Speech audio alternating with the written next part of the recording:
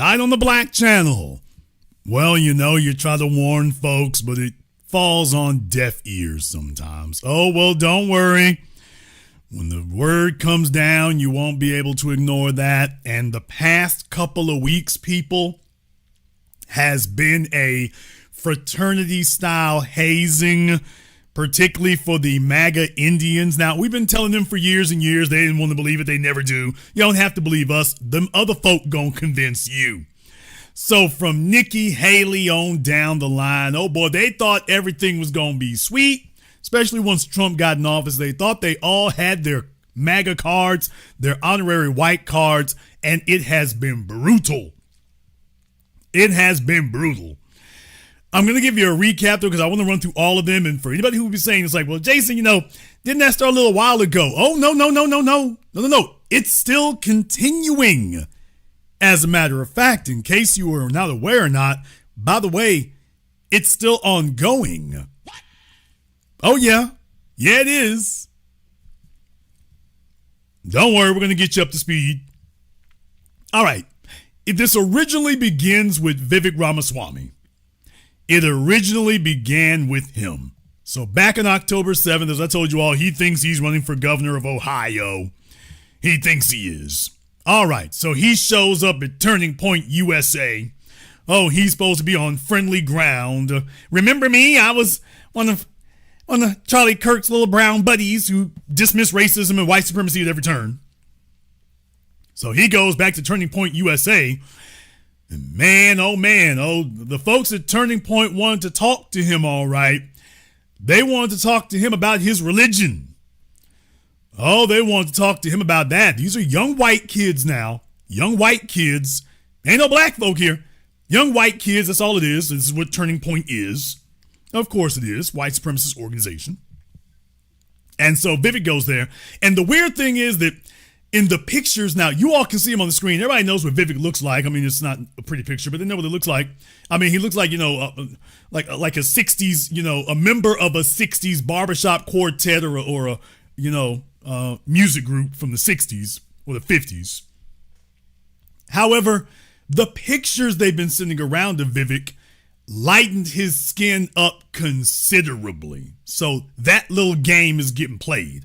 Around the time that this Turning Point USA event came out, they started lightening his skin on the pictures. So it was real weird. All right.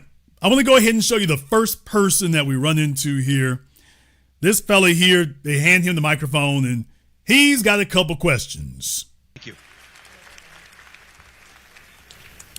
I have a personal question. It's allowed. So based on what the press says about your beliefs, you call yourself a Hindu, but you also call yourself Christian.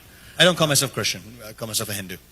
Okay. So based on what the Turning Point's values are, which is Christianity, I'm a little confused on why you believe in I don't know. Wouldn't it be logical to conclude that a monotheistic organization would be more, I don't know, I guess I just don't understand why. Spit it out, dude! I guess a polytheistic ideology would support some sort of, I guess, monotheistic perspective which Christianity is. So I guess I'm okay. The meth, people. It's the meth for me, y'all. It's the meth. Okay, this guy wants to sit up here and question people. It's the meth for me. So if you're looking to take snipes at Vivek, by the way, don't send this guy right here. That's my first question. My first suggestion to you. Don't send him because it's like I don't know what the hell he's floating on or whatever, but. Oh boy, it's like, dude, will you spit it out? Whatever it is. Trust me, we've gone well past stupid at this point. You couldn't possibly look any worse than you do right now, so just go ahead and say it. However the hell it is. Better yet, let me go ahead and finish it for you, because I don't think you can make it. Have Christian values in that way. Sure. Happy to address that. What's your name, sir? Liam Birmingham. Liam. So... Well, he knows his name, or at least he said somebody's name. So tell me about what you know about Hinduism. Hinduism is a polytheistic religion that So with due respect, I'll just cut in right there because there's one thing I have a little bit of authority on. I'm actually a monotheist. I believe there's one true God. It's from the Vedanta tradition of Advaita philosophy, not stuff that we need to spend a ton of time here on. But since you asked about it, I wanted to address it. I believe there's one true God. Now let me just ask you, because I know that may be a hard thing to process. What's your faith? I'm a Christian. I'm a follower of Jesus. Great. Do you believe in the Holy Trinity, the Father, the Son, and the Holy Spirit? I think a lot of people here do. So. Good. Do you know that he didn't actually answer that? Vivek asked him what he believes in. He said, I think a lot of people here do. So, I don't know. All right. And that doesn't make you a polytheist, does it? Probably not, no. Great. Because I think this is it's a great spiritual question. There's good dialogue here. Is every religion has its reconciling of the one and the many. And so in my faith, I believe there's one true God. He resides in all of us, and he appears in different forms, but it's one true God. So I'm an ethical monotheist. That's the way I would describe my faith. Now, I will tell you, I'm not running to be pastor of Ohio. I'm running to be governor of Ohio, and I didn't run to be pastor of America. I ran to be president of the United States of America. Can I ask you a question in response? Because I love dialogue like this. Sure, yeah. Do you think it's inappropriate for someone who's a Hindu to be, say, a U.S. president? No, I think it's... No, well... You be honest. Isn't Hindu... Oh, man. Did you see that? He getting that Ann Coulter treatment. Do you see this problem with the person who's an Indian, becoming president? I mean, no, this is supposed to be friendly white supremacist turf. He's been kissing their asses all this time. He was booed up with Charlie Kirk. And it's like, well, now that Charlie's gone, you can't lie anymore about what it is that Charlie Kirk's fellow individuals in his little hate group believe. Charlie's not here anymore, and they are now expressing to you what they really believe. No Charlie to try to spin it and sugarcoat it and take the little edge off of it. No, they're letting you all know what they took away from Charlie Kirk's existence. That this is what it is. And it goes, this is not about caring and understanding. This is about massaging in white supremacy. And now they're letting the masks slip. And they're not letting the masks slip. They're just taking them off. And yeah, this is what Turning Point and Charlie Kirk and all them, this is what it was really about. It's about white supremacy. And when you start asking questions, it's about white supremacy. The problem with their religion is you ain't white. The United States of America. Can I ask you a question in response? Because I love dialogue like this. Sure, yeah. Do you think it's inappropriate for someone who's a Hindu to be, say, a U.S. president? No, I think it's... No, well... You be honest. Isn't Hinduism... Well, I mean, I can ask yourself that Hinduism believes in Shiva and what is it? The flute god. I forget. Right, Krishna, who's you're thinking of. Yeah, Krishna. So the one thing for you to take away from about my faith is that's, by the way, in case you all didn't notice that, he was trying to say the flute god. That's a little dismissive white supremacist trope there. They say it like that in the 4chan circles. So that's a mocking, dismissive, insulting thing to say. Flute god. So just, you heard that right there. So I'm letting you all have a view into where they pick up these things from, where they really get it from. So they're coming with all the 4chan talking points and the 4chan white supremacist, mocking statements. Yeah, that's why he said that like that. In these white supremacist Discord groups and 4chan and stuff, that's the way they speak about the Hindu religion. And that's why he said it like that. He doesn't even remember the name. He can't remember Krishna. He could barely get through Shiva. Yeah, but it's because that's not what they say in those groups. That's not what they say. I'm an ethical monotheist. I believe in one true God, the Advaita philosophy of Vedanta. And I think that as you think about the Holy Trinity and what that means for, you're not a polytheist either. That's a similar philosophy, and I'd love to kind of continue that over a religious dinner conversation sometime. But But you also call yourself a Hindu as well. I'm a Hindu. I am a Hindu. So I'd like to. So we're here mostly. I love having spiritual discussions. We can continue this another time. What I'd like to focus on today, though, is actually where that leaves us with the values of our own country, the shared values of this country, and actually, to that effect, what's your name? Liam Birmingham. Liam, I have some. He already said Liam. You're getting rattled there, Vivek. Not good politics. He's already got you rattled. Now, Vivek actually goes on to speak to this dude for an extended period of time. I think he even brings him up on the stage here. So Vivek understood that this was a very, very crucial incident here. This is very critical. By the way, take a look at the guy holding the microphone. So it's where do they find these people? But in any case, that wasn't going very well there. It's not going very well. And Vivek understood that, this wasn't reflecting very well. So he actually goes on and talks to this dude for an extended period of time here and brings him up on the stage. In my family, this is the next most important thing to me. This is the Constitution of the United States of America. I'm going to give you my copy from today, and there's 7 articles in it. I'll ask you to just... Did you see the way he picked that up right there? It's like the old segregationists. Well, I don't know if I should hold this. Will I get the Indian cooties? Open it up real quick to Article 6, if you will, for a second. And I think it's actually... We talk about the Constitution a lot in our country, and I love that. One of the things I love about it is it actually makes sense to read the Constitution. Okay, I want to remind you all that this is an exercise in futility. That's the problem with what Vivek is doing right now. In the chat room, Tay J kind of gets it. Tay J kind of gets it that Vivek thinks that he can present white supremacists with facts. And the problem isn't that you don't have your facts. The problem isn't that what you're saying is not technically accurate. The problem is you two are not speaking the same language and Vivek trying to play dumb, and that's not what they're doing.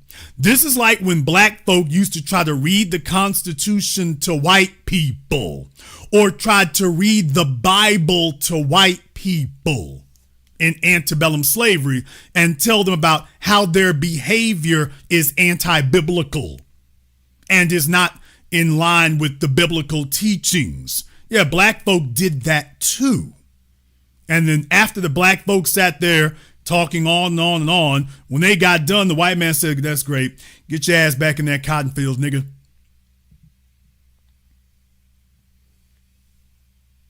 You see, the religion is symbolic in white supremacists. The religion is symbolic. So you see, you're not speaking to the actual heart of what they're believing. The religion is symbolic. It is meant to have dual meanings, one that is public facing and then one that is understood by the adherents. That this is another vehicle for legitimizing white supremacy. So all of your talk about the technical nuances and the abstractions that were always there, Lee Atwater didn't create them, but in the Constitution, they made these things abstract. And you keep referring to the letter of the abstract law, and they're like, yeah, but we're white and we say so. We understand what the text actually represents. It represents white dominance.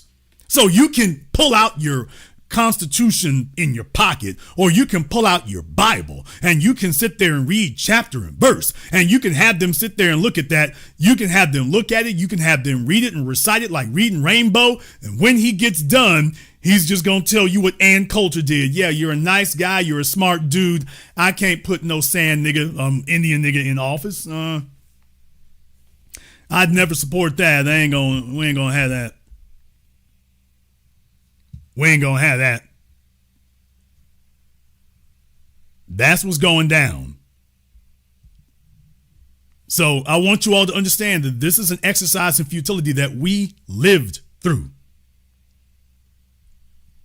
We lived through this. And so when I see somebody replicating the exact same things that we did hundreds of years ago, I'm like, yeah, but you hundreds of years behind. You either don't get it or you don't want to get it. When that white kid finishes looking at his little constitution, it's gonna be like, yeah, Krishna, Vishnu, yeah, I can't fool with you. So I just want you all to understand, reading chapter and verse, as if you're gonna educate the white supremacists or suspected white supremacists, you're going to educate them about what these things really mean. The fact that they are challenging you tells you that, yeah, the construction of those sentences does not mean what you sitting up here trying to claim it does. So, yeah, that's old Vivek. Now, understand, this was the nice one. Oh, this was the nice one. Now, right here, you can see this video here is an hour and 21 minutes. It's from C-SPAN. So if you're not looking at it on C-SPAN, they don't have the whole thing on YouTube, but they had it on C-SPAN. And when you go forward a little bit here, it's right before the end. Right before the end. So it's right before they got ready to wrap up here. Oh, that's when they dropped not one, but two of them on old Vivek. So he thought he was about to get out the game clean. Oh, no. Here they come at him. I appreciate that question. Thank you. I'm getting the sign. We're taking a flight to Ohio, so they're waving me off. But we'll take the last two questions, actually. Thank you. I'm gonna wish you hadn't done this. Hi, my question starts with a statement, kind of. Earlier, going back to when you and Liam talked about the Trinity, part of the definition of the Trinity is that it isn't polytheist. So if the Trinity is polytheist, then it's not true according to Christianity. And I know some Christians do argue that the Trinity isn't biblical. So putting aside the Trinity with that argument, I do have to ask why, when you speak in front of all these people, you talk and reference the one true God and faith and don't clarify that you do believe in something different. I don't think we should automatically get rid of all other religions as voices. I think they're important to have, but I do think that Christian voices should be the main voice of America, and I want to know basically why you seem to be, and I don't mean to be horribly offensive, but why you seem to be masquerading as a Christian. And I know you don't claim to be a Christian, but why you talk as if we believe the same thing. Oh, man. Yeah, they sent the female out there to kick him in the teeth. Why are you masquerading as a Christian? I mean, you say you're not, but I mean, he understands what she's saying there. Yeah, you're trying to soften it as if, you're Christian adjacent. Why are you not telling anybody you're a Hindu? Back on the Hindu thing again. Let's see how Vivek handles this. So, ma'am, I'll be equally direct as you were with me. I don't have to justify my faith to you, just like you don't have to justify your faith to me. But I believe we believe in the same values that made this country great. Oh, that ain't gonna go over very well, Vivi. Y'all see he's getting perturbed now. Now he's getting upset because they keep coming at him about that religion thing. And he understands that, it's because you're not white. So you see, he's starting to get annoyed and getting testy, and he's starting to get hostile about that. So they sent her up there, and he's just like, look, he wants to tell a little Hef off. You can't do that, Vivek. You're a white ass kisser. You're one of their designated boot-licking flunkies, so you better watch that tone, bruh. You better watch that tone. You better watch that tone right there. That's not going to fly at all. You don't even have the credibility to try to sit up here and get no bass in your voice. So, yeah, that y'all can see he wasn't taking the disrespect properly right there. He wasn't cool about that. So now he wants to get up on his cackles. Thing. So, ma'am, I'll be equally direct as you were with me. I don't have to justify my faith to you, just like you don't have to justify your faith to me. But I believe we believe in the same values that made this country great. I'm proud of who I am. I stand for that. That's what our founding fathers came here for. You think about the founding of this country was based on the idea that nobody has to bow down to some other authority, whether it was the Anglican Church, whether it was a particular belief system. People traveled halfway around the world for freedom of conscience, freedom of religion. They put it in the First Amendment, not like in the 7th or 8th or 9th Amendment. In the First Amendment for a reason. That's who we are. So I would suggest that I am a strong proponent of you. If you're pursuing your Christian faith, show up at church every Sunday. I want you to be as religious and as prayerful as you possibly can. I think that makes our country and hopefully you and your family stronger and better off for you. That is my wish for you. It is my wish of persons for every faith in this country to do the same thing. That's going to make us be better off as well. But I resist, especially after we had that in-depth discussion, which probably went a little too long with Liam anyway, where I've been pretty clear about what my position is and about my own faith. I'm not masquerading to be anything. You know what? I'd rather tell you who I am and what I believe, and you can decide whether to vote for me than to pretend to be something that I'm not. So I wish you well. Keep praying and keep pledging allegiance to our flag. Thank you, ma'am. Oh, boy. I think folks are going to harken back to this moment and be like, by the way, yeah, Vivek, this is where you lost everything here. So, well, you know, he only had one more person to go before he had to skeet and skedaddle and run to the plane.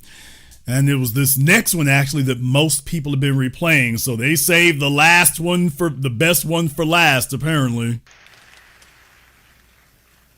Hi, Vivek, you would profess. Okay, they bring him up here. I'm talking about with his, you know, Marshall Mathers on and whatnot. Oh, boy, here we go. Be a conservative, correct? I'm a proud conservative. If you are an Indian, a Hindu, coming from a different culture, different religion than those who founded this country, those who grew this country, built this country, made this country the beautiful thing that it is today, what are you conserving? You are bringing change. I'll be 100% honest with you. Christianity is the one truth. Jesus Christ is God, and there is no other God. He is part of the Holy Trinity, and any other God is a demon, and it's false. How can you represent the constituents of Ohio who are... Any other God is a demon? What? Oh, man, Vivek. He said if you're not Christian, you are a demon worshiper. Oh, let's hear it about your shared values now, Vivi. Boy, just told you point blank. They saved him for last right quick. Just make sure you had a boot in the ass on the way out the door. By the way, dude, if you don't worship our religion, you're a demon worshiper. Well, y'all see Vivek's face, boy. It's like, oh, hell. And these are the young white kids, man. I told you all this over a decade ago. It's like, y'all do realize Richard Spencer and them are prepping the next generation. Hey, next generation's here. Next generation's here, just as I told you a decade ago. They're here. And it sounds the same as all the others. So, yeah, buddy, he let Vivek know that, by the way, yeah, if you ain't down with Jesus, you're a demon worshiper, Vivek. So you can go ahead and read chapter and verse of the Bible, but you're a demon worshiper, quoting the Bible. With you, Christianity is the one truth. Jesus Christ is God, and there is no other God. He is part of the Holy Trinity, and any other God is a demon, and it's false. How can you represent the constituents of Ohio who are 64% Christian if you are not a part of that faith? Like I said, I'm not here to justify my faith to you any more than you are to me, but what I do share is the value set this country was founded on. And I think that it's really important that we not reinvent the founding of this country and what it was actually all about. The founding fathers, they had an opportunity. Now, this is where Vivek actually attempts to channel his inner Jason Black, although he fumbles it horrendously. So, doesn't really work out very well, because when you're met with white supremacy, you have to attack white supremacy. If you're unwilling to actually attack the actual racist undertones of what they're saying, well, then you can't win, Vivek. If you're not actually going to grab, pardon the expression, Vivek the demon by the throat and attack it, well, then you've left it alone. So you see, because you refuse to call them out, you refuse to call out white supremacy and call it for what it is, so they get to keep talking in circles because, as Dr. Francis Cress Welsing said, white people play dumb about racism and everybody else plays dumb along with them. You see, if he were talking to me, I would not play dumb along with him. I'd call it out for what it is and force him to say that's what he's defending. Then see whether or not you can still keep standing there defending it. But because Vivek is providing cover, it just allows them to keep talking in circles. So he's about to attempt to deconstruct. Now he's about to try to attempt a deconstruction of the founders. But of course, because Vivek is a white supremacist ass kisser, well, he's not able to deconstruct the founders either. So he starts down this road, but he has to stop. He has to stop short of the real point that would destroy anybody trying to debate you on this. But he can't go all the way with it. He tries, he fails. Country was founded on. And I think that it's really important that we not reinvent the founding of this country and what it was actually all about. The founding fathers, they had an opportunity to write a religious code just like most other nations in human history. All right, founded either on a monarch or a particular faith or a particular lineage. That's where most nations in human history are founded. Not America. We are the only country in the human history where there is a set of civic ideals that brought together a divided polyglot group of people 250 years ago, where freedom of conscience was a core belief set of our founding fathers, all the way to Thomas Jefferson. You know who he is? You know what document he signed? The Declaration of Independence. Yeah, and what was his belief system? He was a deist. He was a deist. What? Oh! So the little alt-right buzz cut does know. Oh, so he does know that the founders were not Christian fundamentalists or evangelicals. They were deists. You all can go look it up if you don't know what deists are, but basically they're not very devout individuals. Oh, so he does know. Oh, folks, as I said from the beginning, Vivek, you're not educating him on anything. You're not revealing this to him. He knows what you know. Well, if you both know the same thing and yet he's still telling you that you're not legitimate, then is this really about your religion, Vivek? He says this is about your religion, and yet he's admitting that, oh yeah, by the way, the founders were not these evangelicals, this evangelicalism that he's trying to express. Oh, that's not even what the founders were about. Well, if he knows that, then what's his real beef with your religion? Because you thought you were going to educate him. He's like, oh, I already know that. This is the nigga get back in the cotton fields part of the speech. That's what this is. Yeah, I know what you're going to say. Yeah, that's all right. Yeah, you're right. That's accurate. Get your ass back out in the cotton fields. As I said, so much for educating them. They already know. It's you who doesn't understand what it really means, or you don't want to accept it. In human history are founded. Not America. We are the only country in the human history where there is a set of civic ideals that brought together a divided polyglot group of people 250 years ago, where freedom of conscience was a core belief set of our founding fathers, all the way to Thomas Jefferson. You know who he is? You know what document he signed? The Declaration of Independence. Yeah, and what was his belief system? He was a deist. He was a deist. Our third president, the man who signed this nation into existence, was a deist. Do you know who Benjamin Franklin is? Yes. Do you know what his belief system was? He was Quaker, yes. He was also a deist, similar to Thomas Jefferson. So what I think that we often do is we talk about U.S. history. I have a better suggestion. Let's actually consider reading U.S. history. Consider studying U.S. history. Learn the founding of our country, and that's what made our founders, I believe, the most extraordinary people known to the history of man. We would do well to actually respect their legacy rather than to reinvent some sort of imitative version of every other nation in human history. That's not us. Okay. Well, first of all, here, it goes beyond just were they deists. You see, if you want to have a theological discussion, even though this is a fake theological discussion, but if you want to have a real theological discussion, there's a question that has been passed down through the decades and truthfully now through the centuries. There's a question that's been passed down for centuries now. Can you be a Mason and also be a Christian? See, this is something that the people who try to project Christianity on the so-called founders in America, this is something they got to wrestle with.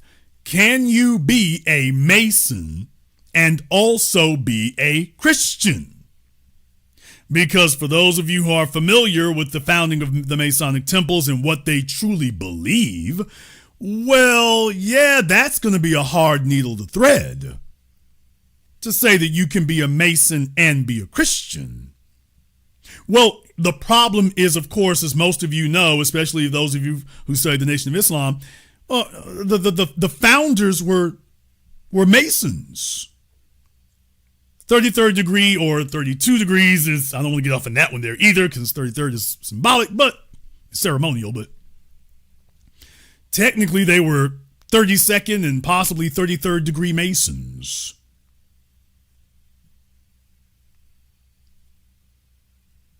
That those were the founders. They were 33 degree Masons. Yeah, something that when you bring that one up, it's like, by the way, anybody who wants to try to project your current day evangelicalism onto the founders, tell me, is Masonry compatible with your idea of evangelical Christianity? Now, if you say it is, well, okay, fine. Then you have to explain to me what your definition of Christianity is. If it's not, and you're leaning on the founders as an justification and an authority on your Christianity, the founders, who were at best deists and at worst Masons, which is on the other end of the spectrum, oh man. Oh, they don't want to talk about Mr. Pike. No, they don't want to do that. Albert Pike, they don't want to begin this discussion. What I'm saying is I bet you the young fellow already knows this. I bet you if you said they were Masons, I bet you he would already know this. It's like, dude, if you already know this, what the hell are you defending? What are you arguing over? If you already know all of this, you just undermine the founders' Christian credentials. And yet you're saying you have a problem with me and that the problem is religious.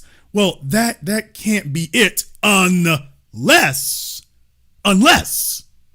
when I say religion, I am referring to a set of supernatural belief principles. But when you say Christianity and religion, you are referring to a white cultural movement. Now, if that's what you mean when you say Christianity, well, then no wonder you keep going at me about religion, because what you're not saying is that, well, how can this brown person with this non-white worshiping religion, how can you be compatible? How can you be acceptable? And Vivek keeps talking about religion, and as we know, as the foundational experience, as we know, when they say Christianity, when they say religion, when they say race, they don't mean what the dictionary says.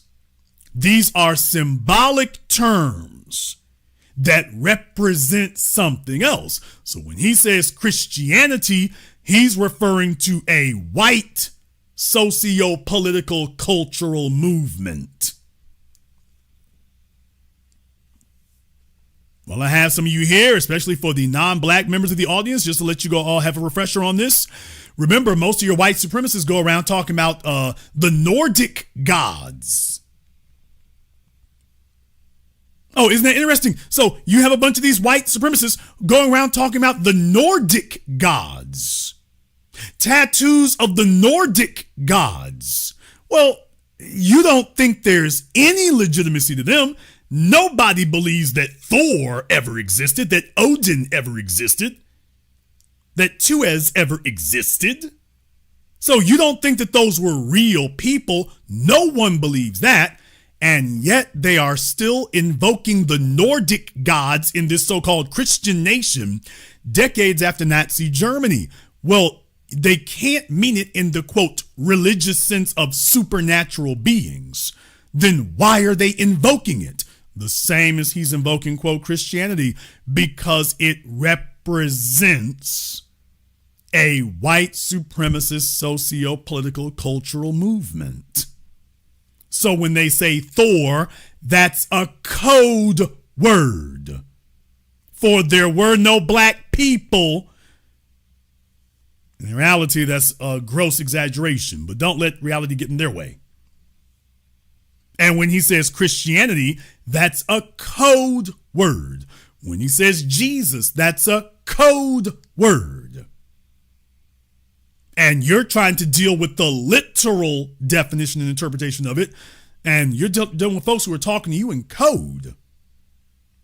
And they're saying, hey, he doesn't align with the code. And you're arguing about religion. It's like, no. What our religious invocation represents. So Vivek tried it. He sat there. He got smacked down and let him know, yes, we're ready for your brown ass. And we're not dealing with you like that. Not dealing with you like that. So Vivek was there at Turning Point USA. He thought that was going to be his coming out party. And it was nothing but the big royal smackdown. Oh, it was the big royal smackdown. You would have thought that things would have gotten better out there, but hell no. After Vivek got boots to asses, everyone's favorite Hindu coon, old Dd'Souza, who figured that he had wrapped his lips around enough crusty white butt cheeks all these decades. He's got his honorary whiteness. Never mind that he's too dark for the complexion, for the protection. And Joe Walsh was giving Trump the business about demolishing the East Wing on the White House. And by the way, I can't censor a lot of this here tonight. So if you got children around, you might want to send them somewhere else for this program, because there's a bunch of people out here talking really explicitly. But anyway, Joe Walsh, former congressman, was taking Trump to task about tearing down the East Wing of the White House, to which Dd'Souza, the faithful lapdog as usual, comes running to his event. America is our home. He put our in caps. We live here, we in caps, under laws that we made, we in caps. Didn't Biden and the Democrats ignore those laws, tear down the walls, and let millions of home invaders in? Where were you when all that was happening? Oh, he's trying to hold his white credentials there. And take a look at the biggest comment on here. You're an Indian. You made nothing. You are nothing and devoid of creation. Your ilk has been a race of slaves for hundreds of years. And even after being given a chance, you prove what worth you are, devoid of actual thought. Your existence causes me disgust. Damn!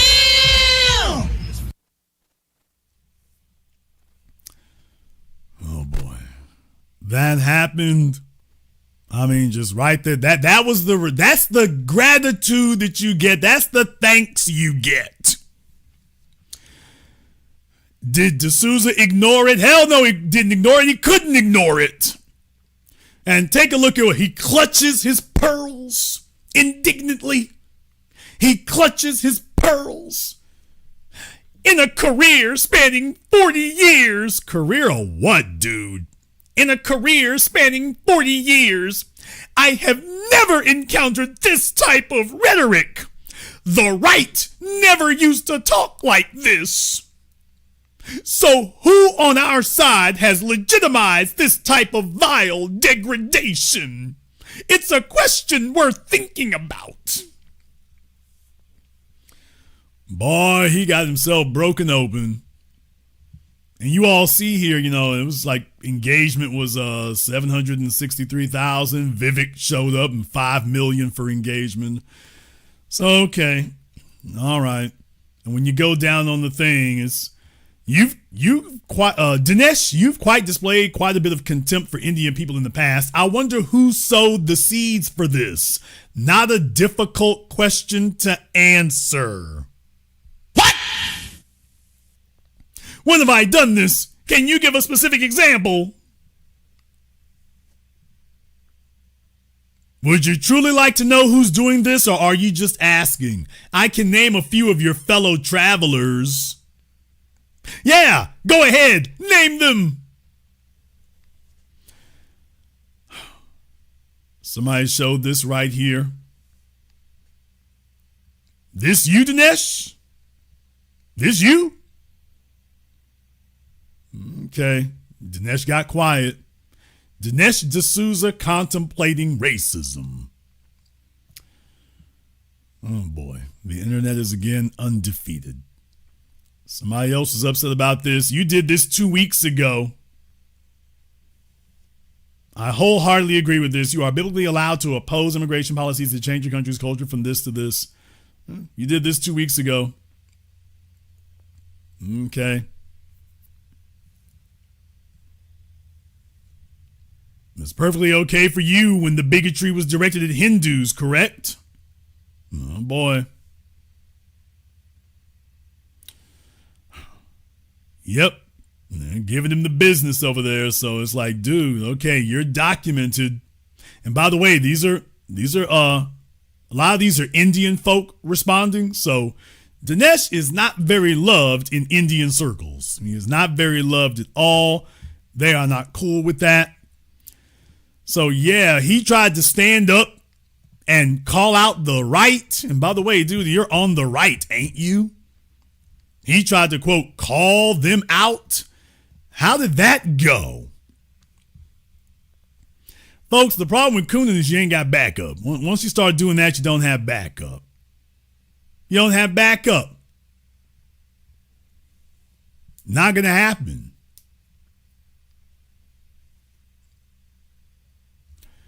But he tried it. He thought it was going to work. He tried it and thought it was going to work. And dude, you don't have any backup. You don't have any. None.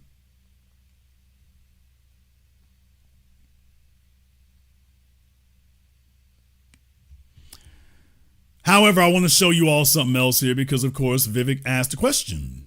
He asked a question. He asked, by the way, who is responsible for this degradation? And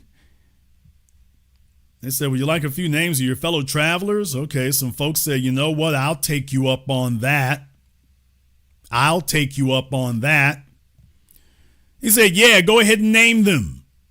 And then you hear folks talking about your son-in-law, the man who married your daughter, your own daughter and son-in-law, you comprador rat.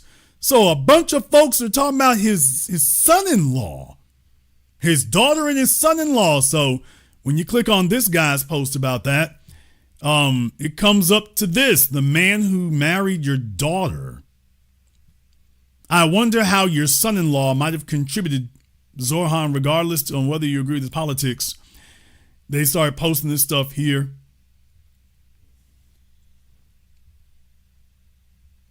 Civilized people in America don't eat like this. If you refuse to adopt Western customs, go back to the third world. Congressman Brandon Gill.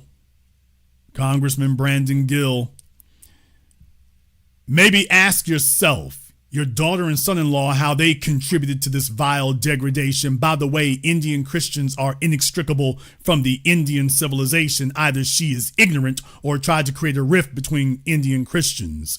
Well, there you go again. This is Danielle Dd'Souza. I did not grow up eating rice with my hands and have always used a fork. I was born in America. I'm a Christian MAGA patriot. My father's extended family lives in India, and they are also Christian, and they use forks too. Thank you for your attention to this matter. Yeah, the guy your daughter married, and yeah, who contributed to this vile degradation? Vivek, Dinesh, you're all the same. Who contributed to this degradation? Well, you did, in your desperate, pathetic attempt to uphold white supremacy. You did. Yeah. And they brought receipts and invoices, so yeah, you did. You and your buddies. It was all great and wonderful until a white person said it to you. Yeah, it was all good until they said it to him. And by the way, you notice he didn't respond up under here. He didn't say anything. He didn't respond, by the way, folks. You can go there and take a look at it. He didn't respond. He didn't say anything. But the reason I bring this up tonight is that this actually brings up another issue here, because you see, what happened is that Dinesh then opened up a hornet's nest. He opened up a bit of a hornet's nest here. And it wasn't really going to have the ability to get away from that. So you see, J.D. Vance gave a speech where he was talking about, he wants his wife, I guess, to become Christian or whatever. And of course, Dinesh D'Souza is going to run straight out and say, that's a wonderful idea, boss. Yes, a boss. I think that's a great idea. I think it's a great idea. Well, this happened. As you can see on your screens, Dinesh D'Souza had put up this post. Christianity is a religion of conversion, as is Islam. Hinduism, like Judaism, is not. I do not blame J.D. Vance for wishing his wife becomes Christian. This is the hope of every true Christian, to share the love of Christ. It's actually an expression of love, not erasure.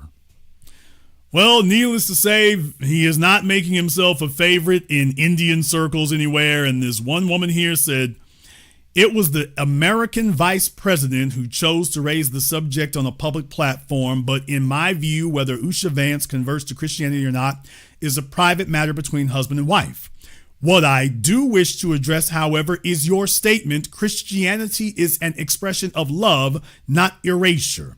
I can understand the need to believe that one's forefathers embraced the new faith out of love and conviction, and that the decision was born of reflection, not coercion.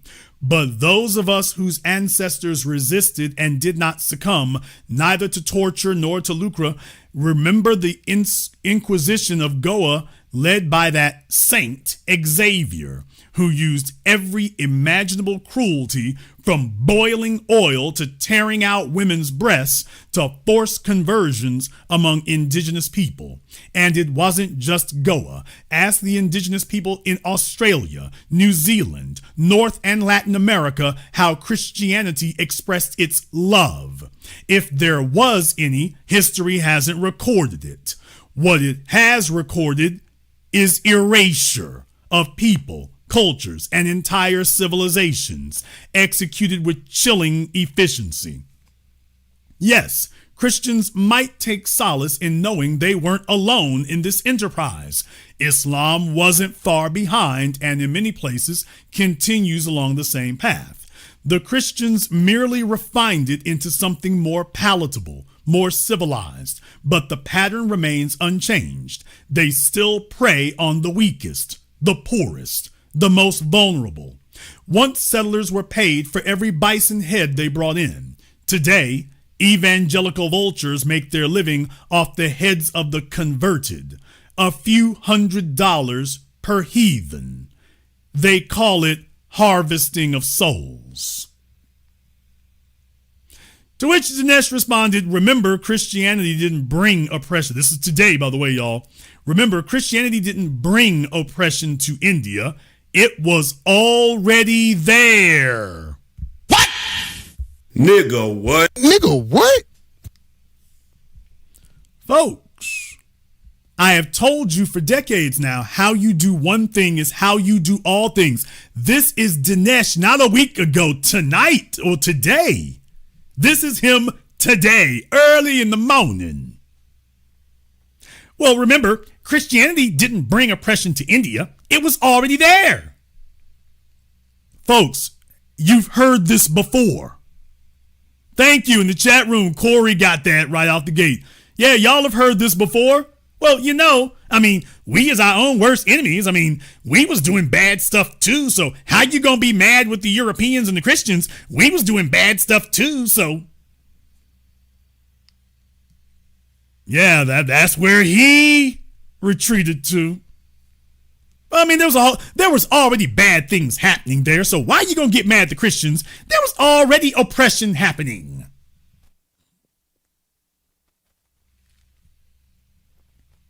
Maybe my ancestors were low-caste Hindus who found it less oppressive to convert.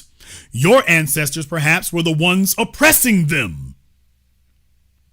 So now he's trying to say, fellow Indians, no surprise they held firm. Oppression was working for them. To which she responded, perhaps is doing some very heavy lifting in your argument. It's also the favorite word of those who confuse conjecture with fact and history. The primary argument for Christianity, another person says, for 1700 years has been, trust me, bro. The secondary is highest reward, worst punishment. What if I'm right? A religion for the simplest of minds, but of course 50% of people are below average, so a bestseller. Somebody brought up a video, Dd'Souza versus Christopher Hitchens. Christopher Hitchens was a very well-known atheist. Indian student asked about Christian missionary violence in Goa, and Dinesh deflects to colonialism benefits. The benefits of colonialism. So when he comes talking to us with this garbage, understand, folks, the Nikki Haley's and whatnot, the Vivek Ramaswamy's, they're the ones handpicked by the white establishment because they've already sold out their own people. So they make very good foot soldiers to send out to come and attack us. Oh, they don't have a people to return to. They don't have a people to go back to.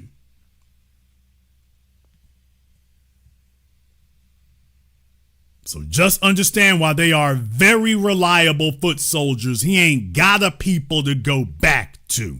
So he's all in because he's burned all his bridges. He has nowhere to go. So he might as well have his daughter marry the first white man. Oh, sorry, that happened. And just go ahead and wipe it on out, dude. He doesn't have anywhere to go. They said here, but Goan D'Souza's were mostly upper class Hindus. Oh, boy. Oh God, caste is the one thing that Indian converts stuck to with super glue that could not be erased. The caste system in Indian Christians/Muslims is vicious, and every convert knows his pre-conversion caste.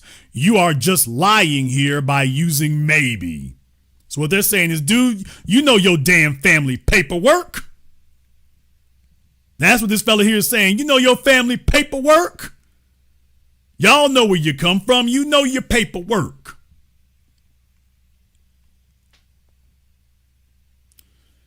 So, yeah, they're giving it to him over there. He can't get away from it. They even though we're talking about the Dalits, I mean, boy, they're giving it to him, folks. They're giving it to him. He thought he was going to run and hide. They just steady putting boots to asses over there. It's rough being Dinesh right now. It's rough. He's catching it from the left and the right. He's catching it from the left and the right. And then again, he kind of deserves it. And again, when you think about it here, he kind of deserves it. Here's Dinesh talking about Mamdani. He keeps invoking 9/11. I feel like I'm watching a plane fly into a very tall building. Mamdani is winning the election fair and square. No cheating or anything else. He's winning it fair and square. And Dinesh is showing you that white supremacy is a religion. Anybody can join it. First comment here. You and your friend's posts are so stupid and low IQ that it's making him win. With every racist, Islamophobic, pro-Israel post, you are just making Mamdani stronger. It's like you want this guy to get elected. Oh, the irony of a Bombay-born grifter invoking 9/11 ghosts to scare off a kid from Uganda who's actually read the Constitution. Spare us your cow heap hysteria, Dinesh. Your real fear is New York City ditching the empire bootlickers for actual change. Fly back to Mumbai and cry there and bathe in a manner that won't really help clean you up. Hi, I'm Dd'Souza. I'm a felon who cheated on his wife, and at the risk of being redundant, I'm also insufferable. The prejudice you direct toward others will be turned on you. The hateful monster on the right will not stop if they devour the minorities on the left. They will come for you as well, and there will be no one left to protect you. Folks, I taught you all years ago, coons are on suicide missions. So that's all they can think about there. And of course, you started this going here, so the memes are flying with lethal force. The memes are flying with lethal force over here. So yeah, Dinesh is reminding people why they don't like him. But the newest alumni of the Indian Wake Up Call family has got to be Crash Out Patel. Crash Out Patel, folks. Well, he was wanting to send seasoned greetings to his fellow Americans. He was wishing people, a happy Diwali, which is the picture that you all keep seeing me show you all here tonight. That was what he posted. He posted this picture right here, just happy Diwali. Nothing tremendously offensive here, no problems there. That was what he posted. Well, you would figure, okay, well, nothing to say about that, nothing really to see about that here. Well, let me go ahead and show you all the post itself. This is the actual post from the director of the FBI, Kash Patel. As you can see, happy Diwali, celebrating the festival of lights around the world as good triumphs over evil. Now, who could have a problem with that? Then you scroll right down to the comments section. First comment, get the F out of my country. What? Damn! What? Second comment, no, America is a Christian nation. Every knee shall bow and every tongue shall confess. Are those the Epstein files? We don't do that in America. Pastor Ben weighed in and said, now, what made you think that you could post this when your supporters are all theocratic fascists? LOL. Did you really believe your side was inclusive? We keep going, and some of this is too obscene really to post or share, but yeah, sir, please don't promote the festival of foreign gods in America. Christ is king. Their God is clearly not a peaceful Christ. Bro forgot he works for Hitler. Happy Diwali. Those of you looking at your screens, you can see it for yourselves. This is America. We don't do this. Go back to India. Good triumphed over evil when Jesus Christ died on the cross. Get your pagan nonsense out of here. Patel wishing happy Diwali. These people in the replies. Okay. These are his folks. These are his peeps. Amazing fan base you've cultivated here in the reptiles, Cash. This guy here, deport that guy. They don't love you, bro. Scrolling through the comments, Cash has done everything he could to support a party that hates him. They hate his religion. They hate his family. They hate his religion. They want to make life worse for people who look like him. And he still supports them. What a pathetic person. Heritage Americans don't want demon worship in our country. Christ is king. Rest easy, brother. We have the watch, and I'll see you in Valhalla. Okay, one guy from the right trying to hold up for it. India taking L's. All right, they've weighed in. She liveth. Damn, Cash, you realizing yet you'll never be one of MAGA because they are racists? You're just a useful idiot to them. Happy Diwali, though. They have their way. You won't be able to celebrate it in this country. Christ is Lord. This is demonic and has no place in America. Christ is King. What the F is Diwali? Go back to India. Okay. Happy Diwali to you and your family. This is America. We don't do this. Patel, deport. LOL, the state of the replies, man. You really thought they were going to pick you, huh?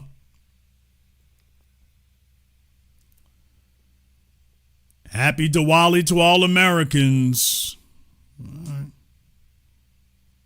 No, repent from your demon worship while there's still time, actually.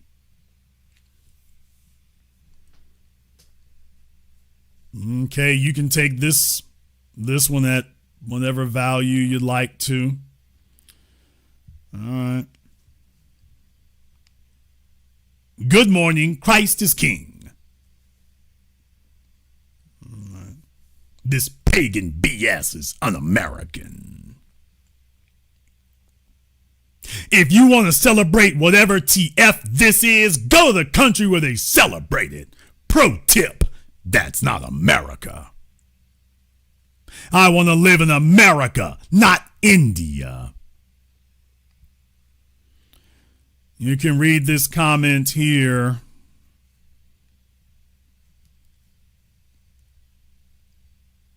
Screw you! And, all right, these are his peeps, folks. These are his peeps. F you! Great base you built here, Cash. They hate you. Right. These people are the side you're working for. Sure you're on the right team? Go back and worship your sand demons. Get out of my country. Apparently they're canceling American public schools today for this fake holiday. Go home!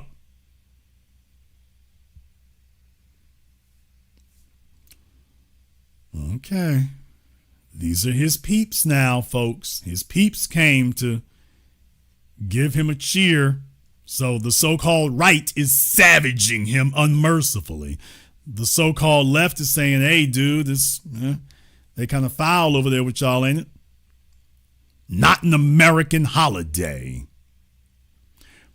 Post a real picture of the Ganges. Reject this false religion's Diwali nonsense. Hinduism is idolatry, not truth. Christ is the only light. Turn from these pagan lamps to the true God. Careful what you celebrate, because even Satan disguises himself as an angel of light. The real light of the world is Christ the King. This one right here is good. How it started. Happy Diwali. How it's going? It's going foul.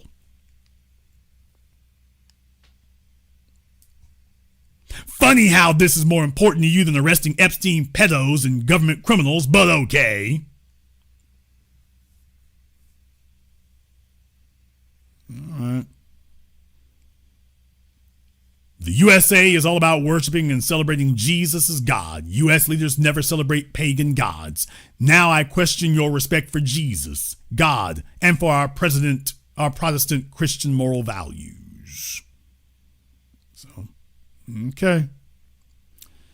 These are your peeps. Can you guys not toss a bunch of burning trash in a river? I can keep going, folks. I can keep going. If you'd like me to, I can keep going. Yes, this is how they greeted Kash Patel, simply for saying Happy Diwali. As black people, we have never been the majority, but we have also never been hostile to other people's practices or beliefs. So this could never happen among us. Particularly as the foundation, but as black folk, this could never happen. We would never look for somebody to victimize them or oppress them for their beliefs. This simply could not occur. Couldn't. Which is the reason why they hate and despise us, because you see, black empowerment doesn't require the degradation and the attack and annihilation of other people. So you can't have white supremacy if you don't respond like this to somebody. You can't be a white supremacist without it. You can be black empowerment all day and never degrade, insult, demean another human being.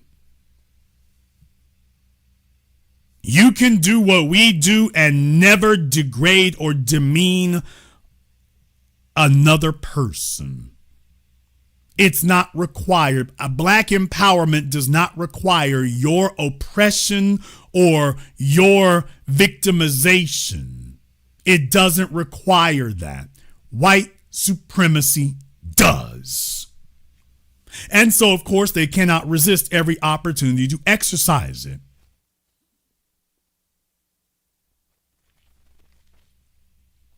And it is essential that their bootlicks and so-called friends realize where they actually rank in the pecking order. So he thought that he was going to stand up and they were going to be, hey guys, I'm on your team. Hey guys, I'm on your team. And throughout history, what have white supremacists shown their non-white collaborators? Throughout history, how have they treated their non-white collaborators who were furiously patting themselves on the back, congratulating themselves for going along with the white supremacist program? And what it shows you is folks don't learn. Folks don't learn. Day after day, century after century, time after time.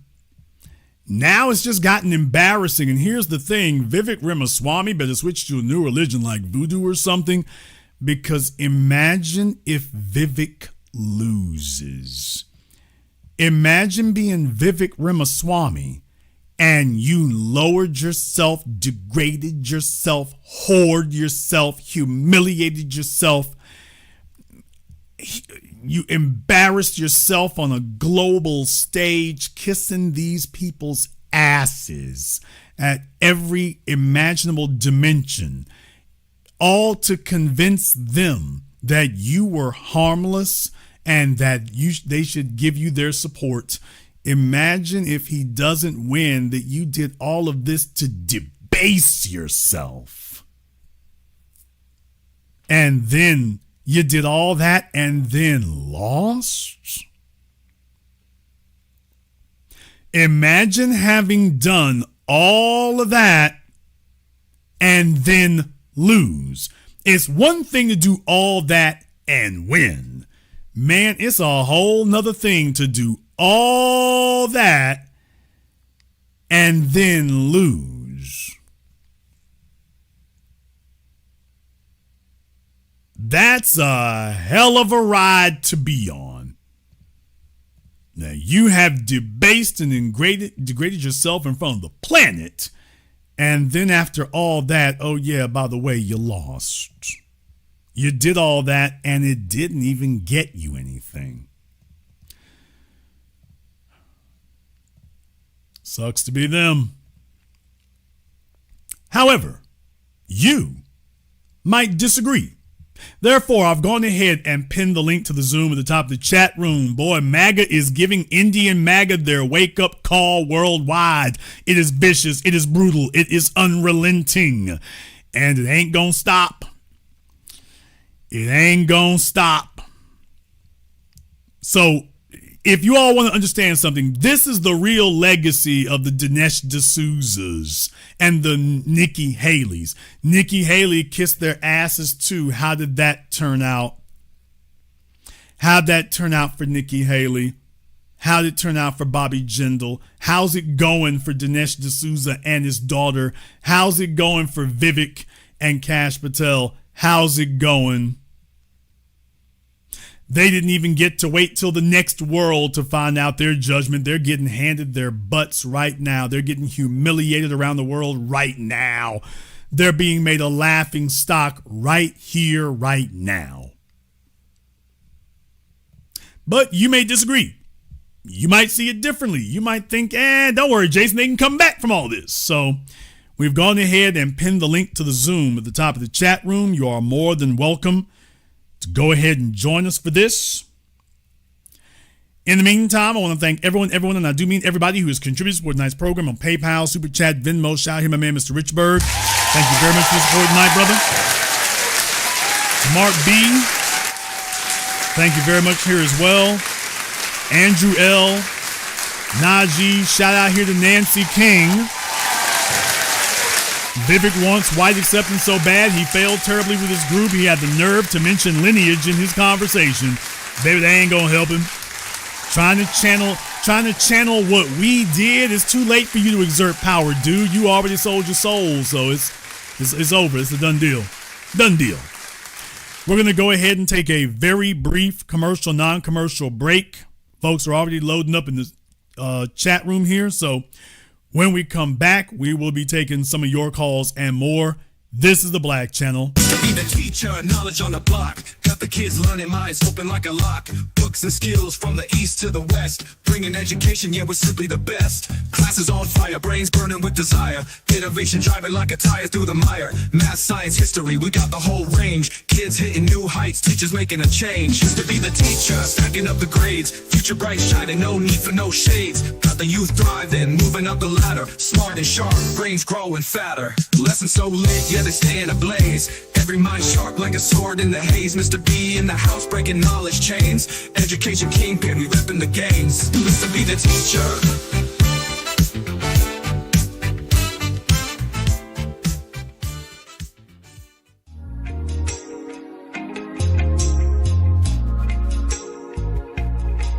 Order yours today to experience all the benefits of Ash Kickin' Body Butter.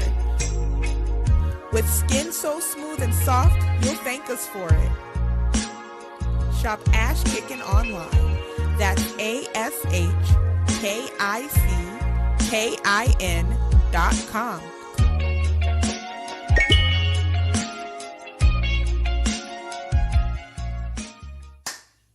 Hi, this is Brenda Starr, creator of Poetry with a Purpose and author of the book Pressed But Not Crushed. Pressed But Not Crushed is an anthology of political poems that address current and historical issues in American descendants of slave population and African American population. The book describes slaveries and its residuals, Jim Crow segregation, social depredation, and other relevant issues to American descendants of slaves and African Americans, including the current political climate that does not address our issues.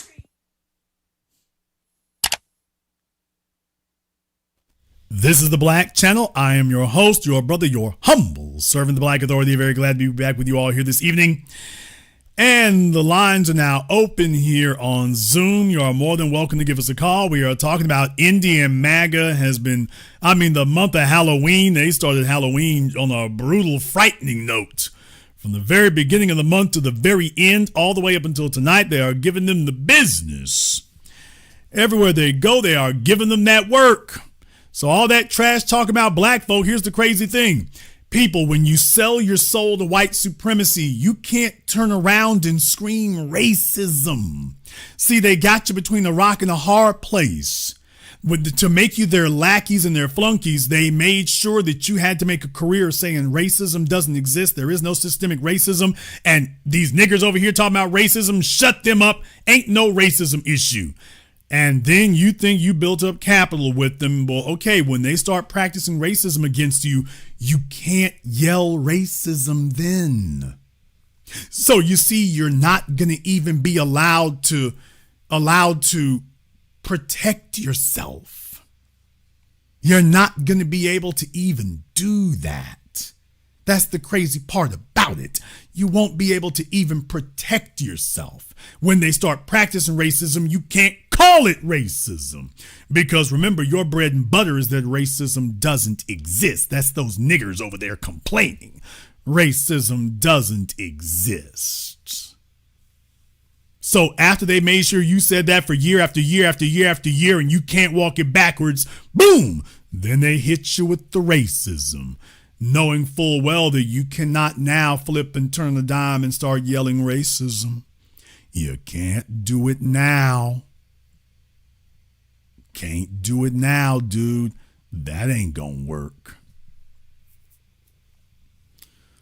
Oh, man. Oh, man. Let's go ahead and jump over here on the Zoom and see who we got. All right, we got Onan.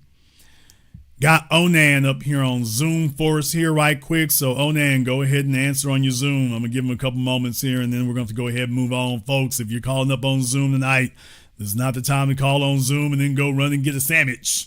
You might find yourself dropped. All right, Onan, what's on your mind?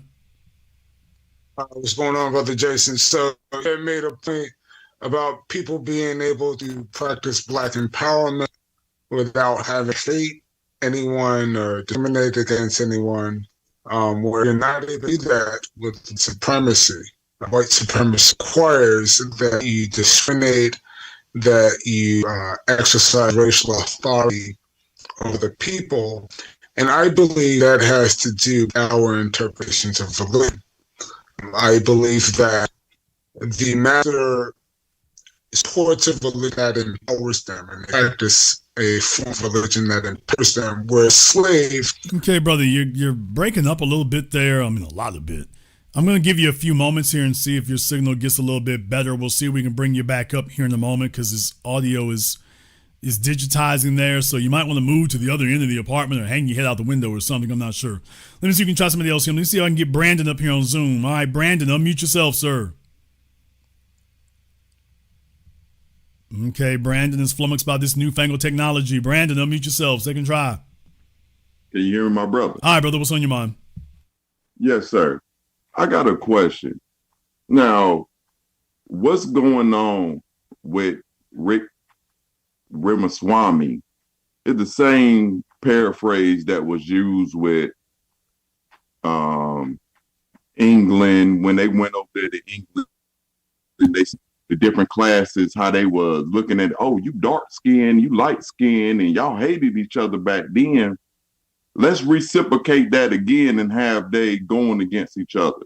Now, it seems to me, again, same aspects is being played over here. And what Ricky Swami is not understanding, these white people only use you as a tool. That's it. If I can't use you as a tool, I refuse to let you get over top of me, because I believe the reason why white supremacy don't want any other culture to get ahead of them is because of the changing of history. Everything they done was malicious, belittlement, mistreatment, rapes, robbery, pillages, and the like. So if any culture gets in front of them and try to change things, then that gets to change the narrative. And we're already seeing where they're going at with their birth rates and the likes. And then, hold on, that right there alone, to me personally, is what's really hurting that white man. Well, brother, let me deal with that part of it that you just articulated. Yes, because sir. I want you all to understand there's a reason why they keep invoking religion. When you take a look at whether it's the Nazi Germany and the so-called Third Reich, although, by the way, did anybody take a look at what the Second and First Reichs were? So everybody talk about the Third Reich. By the way, if there was a third, that means there was a second and a first. You might want to check into that, folks, for your edification. However, what was that supposed to be?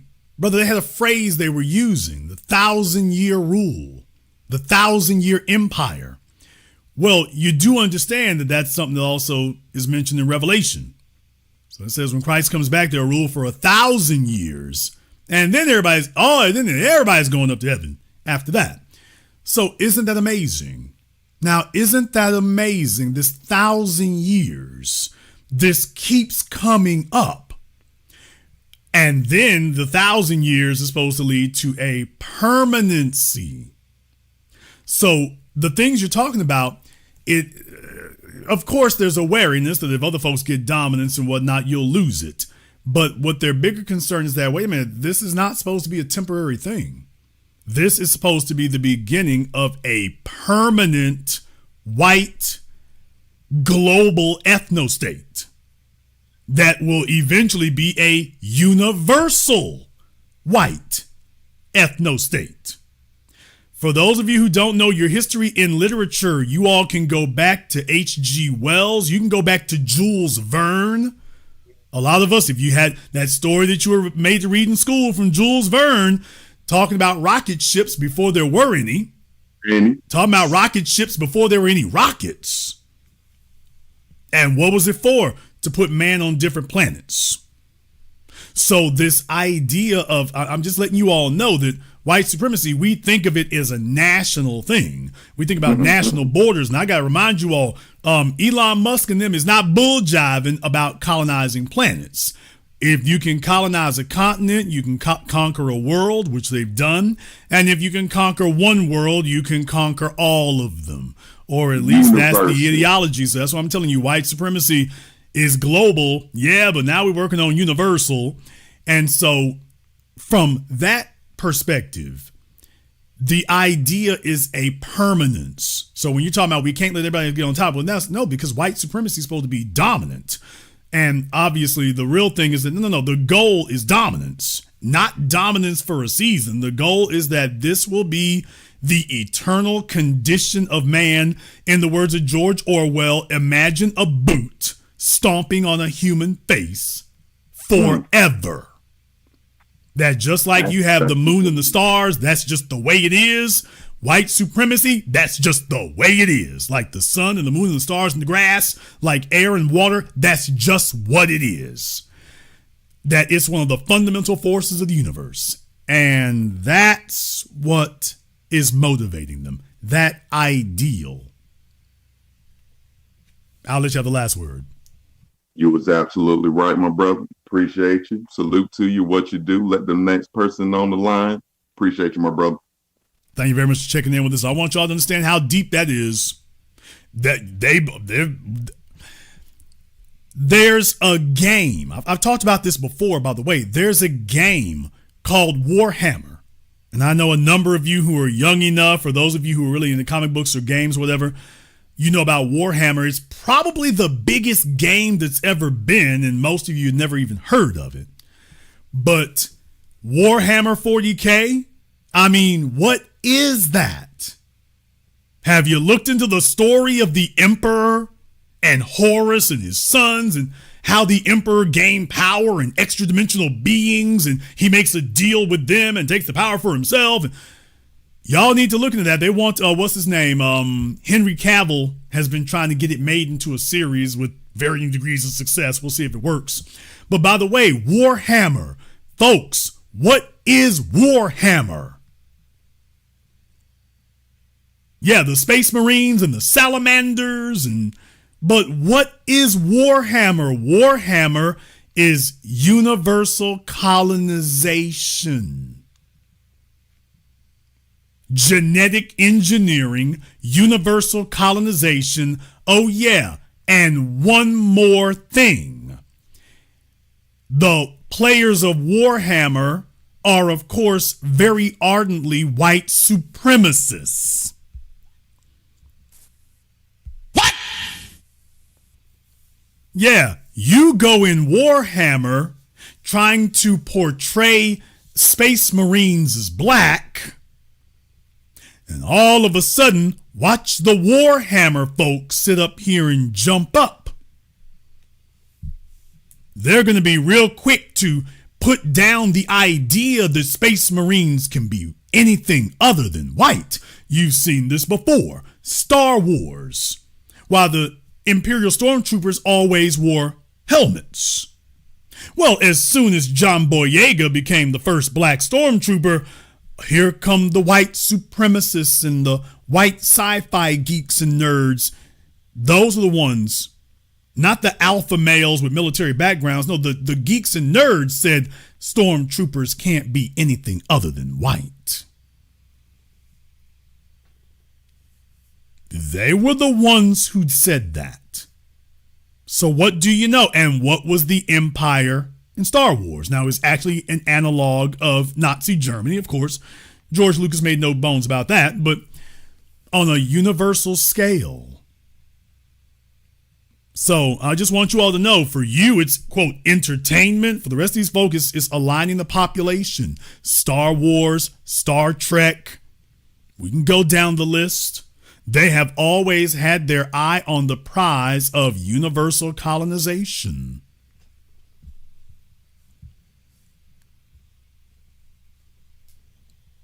Let's go back and see if we can try Onan again. Hopefully his signal's got a little bit more integrity here. Hopefully his signal's doing a little bit better. Let's see if we can get him up here for a moment. Wake up, Onan. No, I mean, y'all need to, if y'all take a look at things, you can talk about Dune, you can talk about Lord of the Rings. Everything comes back to colonization. Everything comes back to empire and colonization. All right, Onan, have you woken up? Yeah, I'm here. All right, Onan, Hold on. all right, what's on your mind? All right. So I don't want to take up too much of your time. I just wanted to get to the point.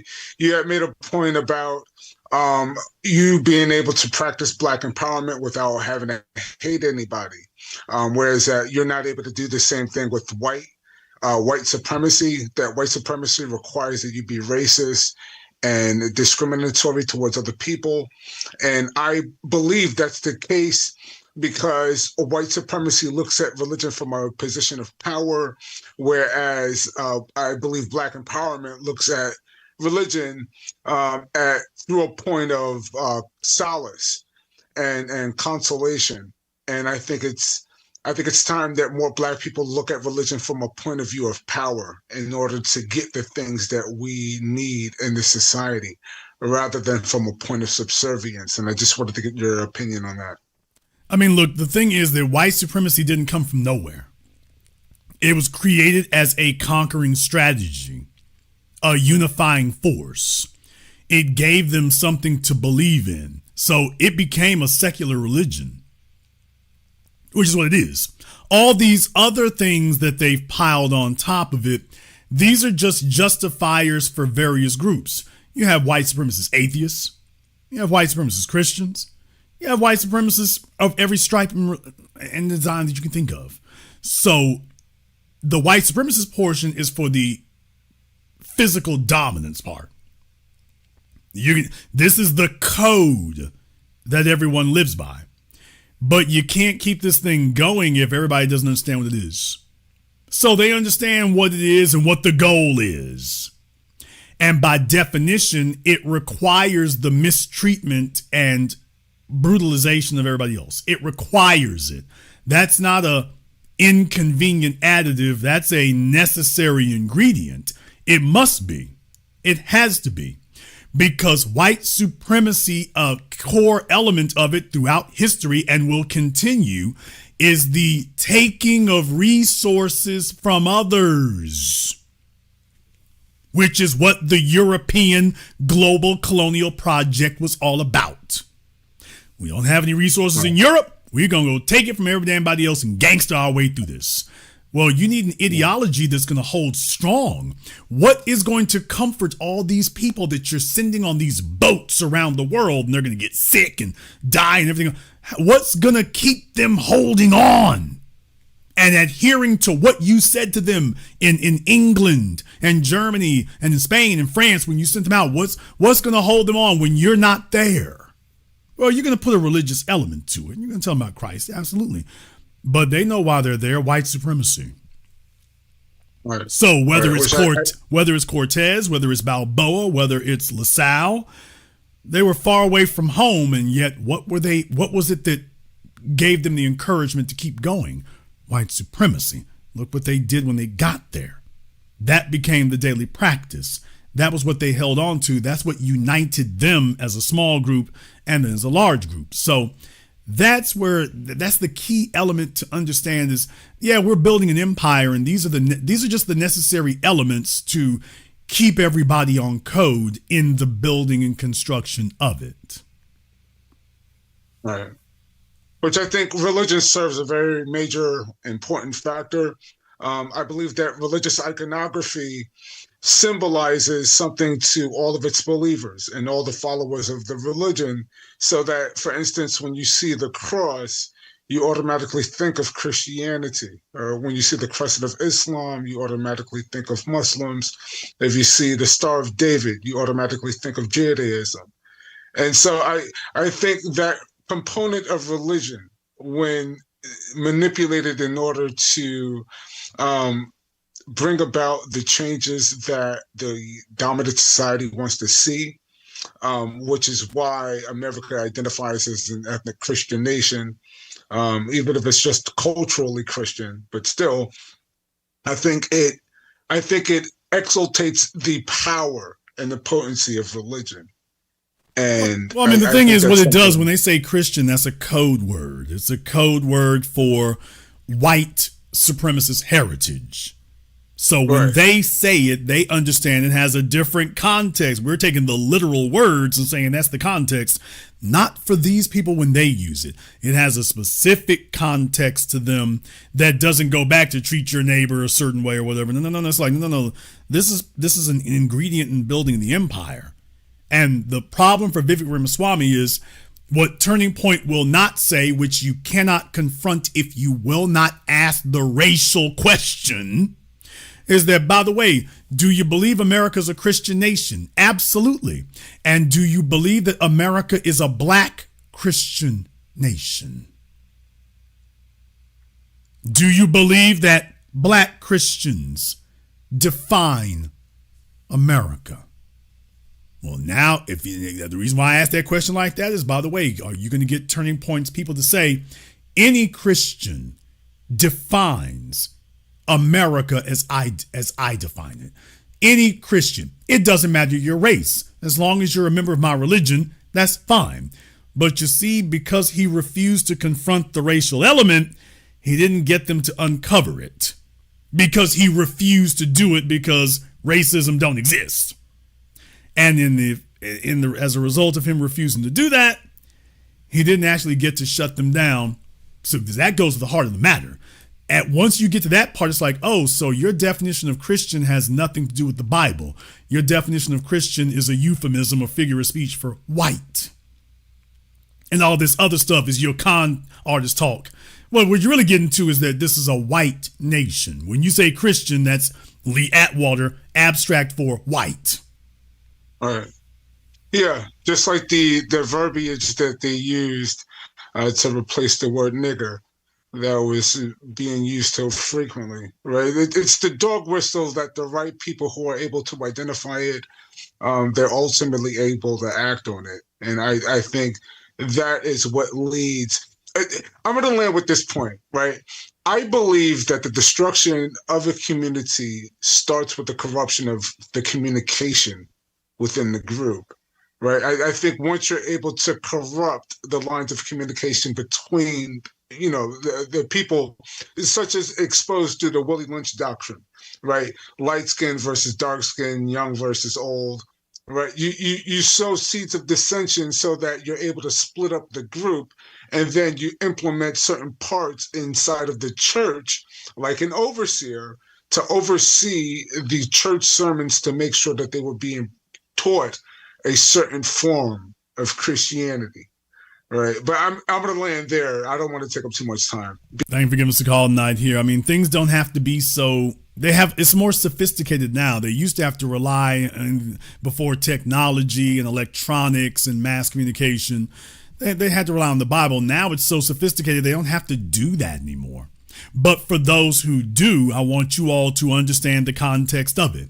And because Vivek refused to confront it as a racial issue, he wasn't able to force them to say that when they say Christian, they mean white. And because he didn't have them do that, he lost. They'll just sit there and talk to you in circles. All right, we got Timmy here on Zoom. Timmy, what's on your mind? Hi, yes, good evening. This particular subject really, really triggered me. And why it triggered me is, first of all, these crazy people who call themselves Christian, right? Don't they even know the history that Christianity is not even a white? Yes, they know that. I'm from the South. The Ku Klux Klan. Every time they talk about they hate blacks and Jews, wasn't Jesus Jewish? And yeah, we've said that to them for decades, babe. And so what this tells you is that it's not that they don't know. It means something. Obviously, when they say Christian, they don't mean the same thing.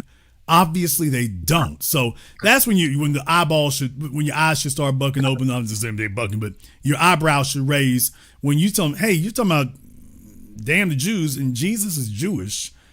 Obviously, when they say Christian or Jewish or Christian or Jesus, they don't mean literally Christ and literally Jesus. It means something else. Let me tell you the God that these people are actually worshiping, because the founders of so-called white Christianity started from the pagan, what you call them, Romans. They actually hijacked that particular religion. They were murdering the Yahudim, who were actually black Jews. Jesus Christ was a black Jew. They were prosecuting black Jews back when I wouldn't even call it Christianity, though. The Way was actually founded. And so that particular spirit continued. And their white Jesus that they put up is actually a homosexual man, which everybody knows. You see, everybody wants to attack the Hebrew Israelites about the truth. And I'm not saying that. Well, look, the thing is, Timmy, they already know this. I mean, the theological lesson, that's why I was starting out the first hour. The theological lesson isn't what's lacking. Vivek sat up here and brought up they were deists. If I brought up that they were Masons, they know this. So what you have to understand is that the words that they use publicly that are public facing, that's for your consumption. But it's also to confuse and to camouflage what they're really saying. So we don't have to go into the history lesson of it. We don't have to go into the theological lesson of it. All you have to understand is it's about white supremacy, and you can shut it down here in the current context. Thank you very much for giving us a call tonight. Let me see if I can get Dia Shakir here up on Zoom right quick. All right, what's on your mind, brother? It seems to me that the Democrats tell the truth about Republicans, and the Republicans tell the truth about Democrats, but neither of them tell the truth about themselves. I think when they talk about Jesus, they're talking about the embodiment of Caesar Borgias, because if Jesus were to appear on the scene, he would be a nigger with a hard R because of his skin color. Well, yeah, and that's what I'm saying. When they use those words, they're code words. It's not the literal meaning of it. When they talk to you, they tell you it's the literal meaning of it. But obviously from what they're saying and how they live, obviously that's not whatever their beef is with you. It's not about these words they're using. It's about what they mean by what they're saying. And when they say Christian, they're referring to white empire. It's a euphemism for white empire, and that's it. So when they talk to you, they can't tell you it's because you're niggers unless they're really honest. So they have to play this game where they use these code words. But our immortal ancestor, Brother Neely Fuller, let you know that white supremacy could not work as uniformly as it does if everybody was not clear on what the assignment was. So if people were guessing their way through it, white supremacy, it's uniform everywhere we go. In the North, in the South, in the East, in the West, every state you go to, it's uniform, which means everybody must be getting taught what it is. And they must be getting debriefed on how it works and what it's really for. Otherwise, it would simply crumble under its own weight of confusion. So, yeah, they know what they mean. And, yeah, if you're a black person, it's like, yeah, that's that. If Jesus showed up in front of them and he's black as you and me, it's like, yeah, we weren't looking for you. Yeah, but I'm Jesus. Yeah, we weren't looking for you. No. Really? Well, I feel like that we as black people in America in a very precarious position. We're almost like sheep surrounded by hungry wolves. And with the advent of AI, it used to be that the knowledge would keep us safe from the barbarians.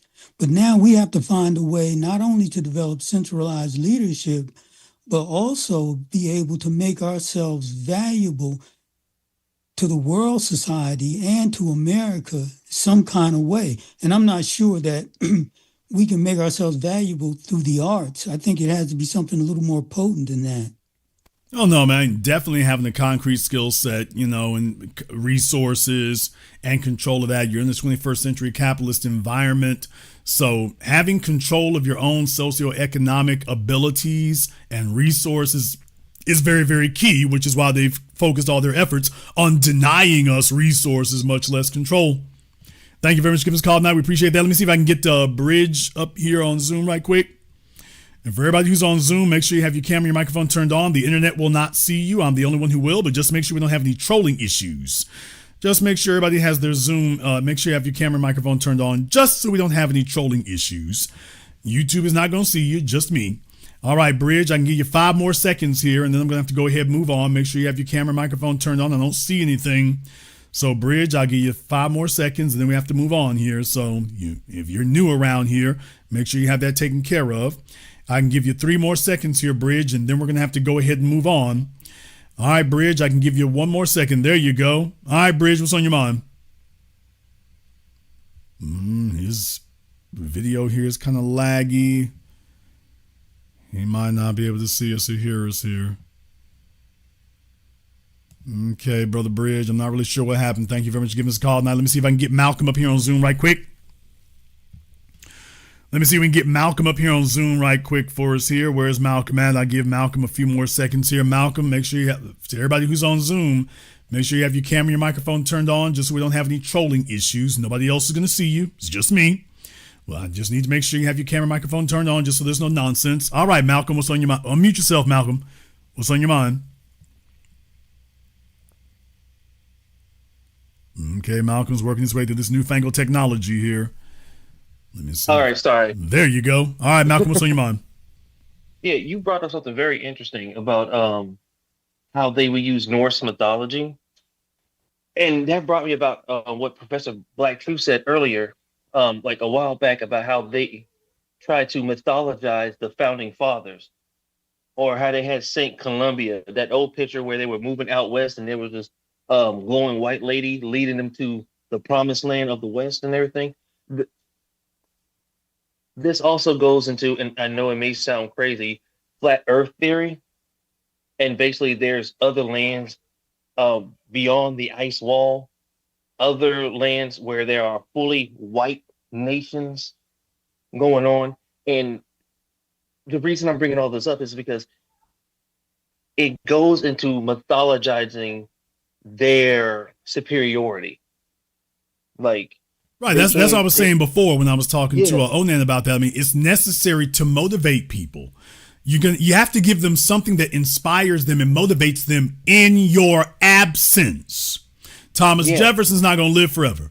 George Washington's not going to live forever. So after we, the founders, are gone, what will inspire our heirs to keep going with the same energy and diligence we have? A symbol. You need something symbolic to inspire them. In the words of John Henry Clark, they've always understood the necessity of this, even if it's a lie. So when you talk about Shangri-La and mystical lands and Valhalla and stuff, well, yeah, even if it's not there, it'll inspire them to keep working, keep building.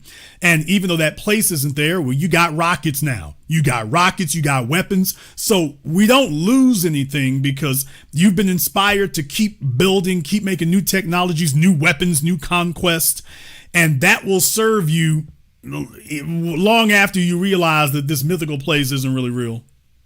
Yeah, but the reason I brought that up is it goes along with colonialism, where they go everywhere and they find these melanated people everywhere. Everywhere. And so they feel like they have to colonize it because they don't see themselves anywhere else. And the only places where their colonial mentality or their puritanical ideology was in Asia. Because even the Asians, from the Indians to the Chinese to the Japanese, if you were a darker skin, you were a peasant. They showed that you were out in the fields doing the work. But if you were of royalty, you had paler skin. You didn't work as much. You were lighter than everybody. And that's why when it comes to the Asians, they were I would say the easiest to colonize because they already had an ideology of that. I mean, these other groups were already practicing some type of colorism for that there. So they didn't have to have a justification for oppressing you. We just need to have an explanation. Who cares if it's screwball? Okay, this is the explanation. We're going with it. And the Europeans found it was compatible and plugged in, hand in glove for what they were wanting to do for their project until they wanted to start selling the other folks down the river. So, I mean, they found useful ways of being able to do that. Yeah, and that's why they don't bring up Gandhi no more, because when Gandhi was in South Africa, he saw, like it was written, he saw how they were treating the South Africans, and he had to show that the Indians were not like that. I mean, this has been reinstated a couple of times about how Gandhi was not only a colorist, but a racist, and a few other things that are not. Well, it does kind of coincide with his racism too. No, the Europeans practically never showed up threatening anybody. That wasn't what they did. When the Europeans showed up, it was all fun and games and friendly and, hey, we just looking to do trade and this, that, and the other. And what they were doing was scoping you out.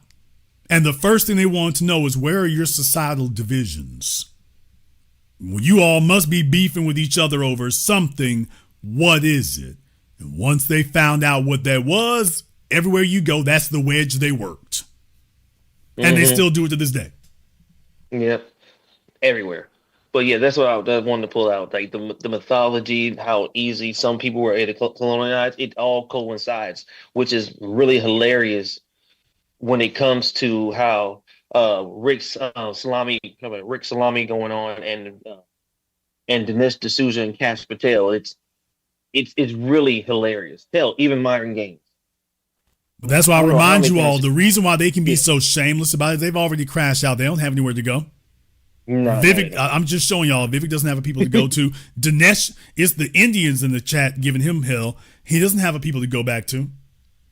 So that's what happens when they cut you off. And to be their boy, you have to give up everything. Stephen from Django Unchained, he ain't got the people to go to. He got to stay. He's going down with the ship. When Calvin Candy go down, he going down with it too, because he can't walk out that door back to the fields. And that white man in that plantation is the only thing keeping him alive. So he got to ride with them till the wheels come off. Thank you very much for giving us a call tonight. We appreciate that. Yeah, that's just what it's got to be. That's just what it's got to be. So recognize how they put you in the trap. By the way, Trump doing it to him. I've told y'all about that. Everybody who gets around Trump, you got to crash all the way out too. All right, we got DJ Quick. Wait a minute. No, that's Dominique. Unmute yourself. I thought that was DJ Quick for a minute. Hello, Jason. How are you? All right, Dominique. What's on your mind? What's up, bud? So, quick question. How do you think that Kamala Harris would have been a better choice for president than Donald Trump, considering all the things that you've been talking about, like the white supremacy and the stark contrast between the conversations that we were having before he was elected and after? And how do you feel about him implementing Project 2025? Do you like that? Okay, well, I'll take your questions in reverse. Project 25 is just the same old white supremacy that's been going on now for 170 years. So, okay, I just answered your question. Project 2025 is just the same old same.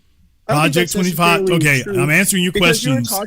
Okay, Dominique, control yourself or I'm going to drop you. Simple as that. You asked a question, I'm answering it. So stifle yourself. If you can't do that, I'm about to drop you here in a moment anyway. So, because you're scared. White supremacy, this is the same thing we've always seen. This is not new. This is not novel. This is not frightening. There's nothing in Project 2025 that is not the same old white supremacy. You said that it didn't exist in. No, I did not say Project 2025 didn't exist. To scare people and that it wasn't real. I didn't say Project 2025 did not exist. And Peter Thiel, yeah, you did. It's on tape. You also said that you got mad at me for. All right, since Dominique is been snorting cocaine here tonight. We'll go ahead and let him go. But to answer the two questions here, by the way, because I don't have to deal with light skin stuff. I don't.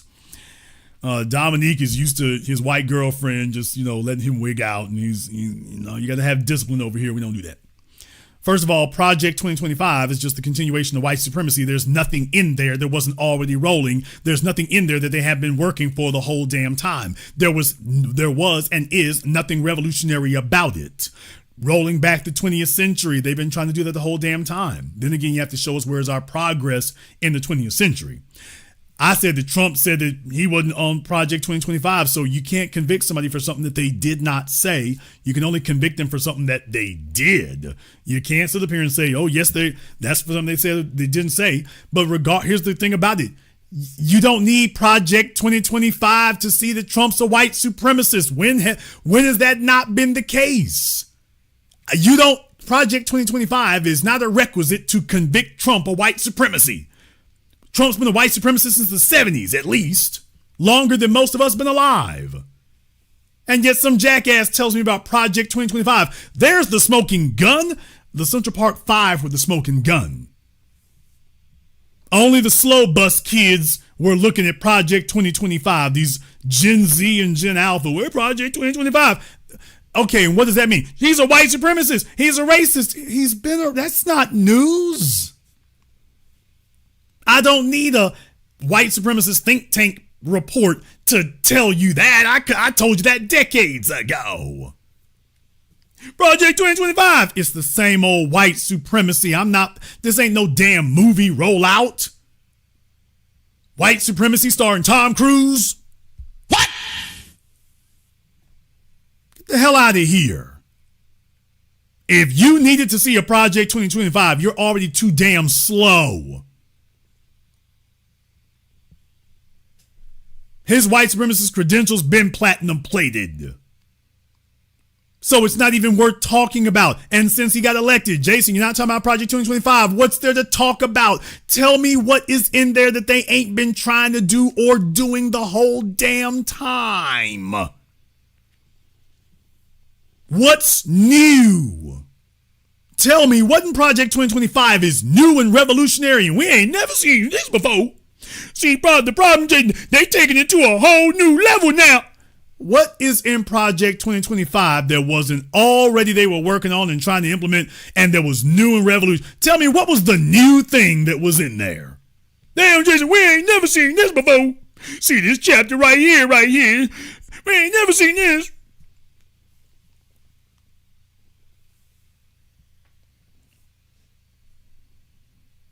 Only Gen Alpha thinks that there was new stuff in Project 2025. This is new. Ain't nobody tried this before.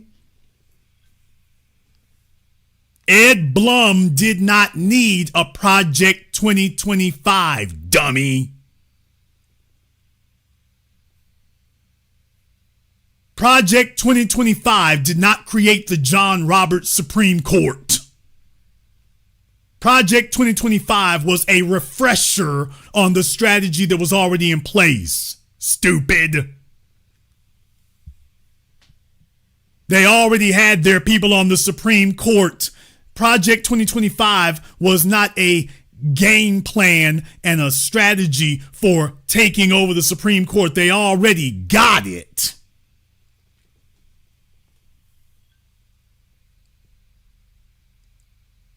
This wasn't some book of strategies. They already got it. All it was getting everybody on the same page so they can pass it around at their little dinners and banquets. But the Project 2025 is about, okay, get Trump to the White House and then take over the Supreme Court. We already got the Supreme Court. Oh, yeah. Forgot about that. Dominique didn't tell me. All right. Half of the stuff that's in there, they're already moved on it. The slow bus children didn't realize it. For real, dude? Yes, for real, dude. Oh, man, I didn't know about that. I'm up here in Toronto, you know. They've been doing it the whole time. Show me one revolutionary thing in Project 2025 that wasn't already in motion or that they hadn't already done. You think you're going to scare me by saying Project 2025? Nigga, what about Project 1775? And deal with it, nigga. You are about Project 2025. What about Project 1625? Project 1725. How about that? They're taking over. Dude, they've already taken over. What are you talking about? They're going to undo these things, dude. They started on that a decade ago. They started chipping away at the civil rights. They started chipping away at the Voter Rights Act and Civil Rights Act a decade ago, man. Where the hell you been? I was smoking weed with my white girlfriend, dude. Sometimes we don't get the news up here, you know. It's just, I kind of be zoned out and hazed.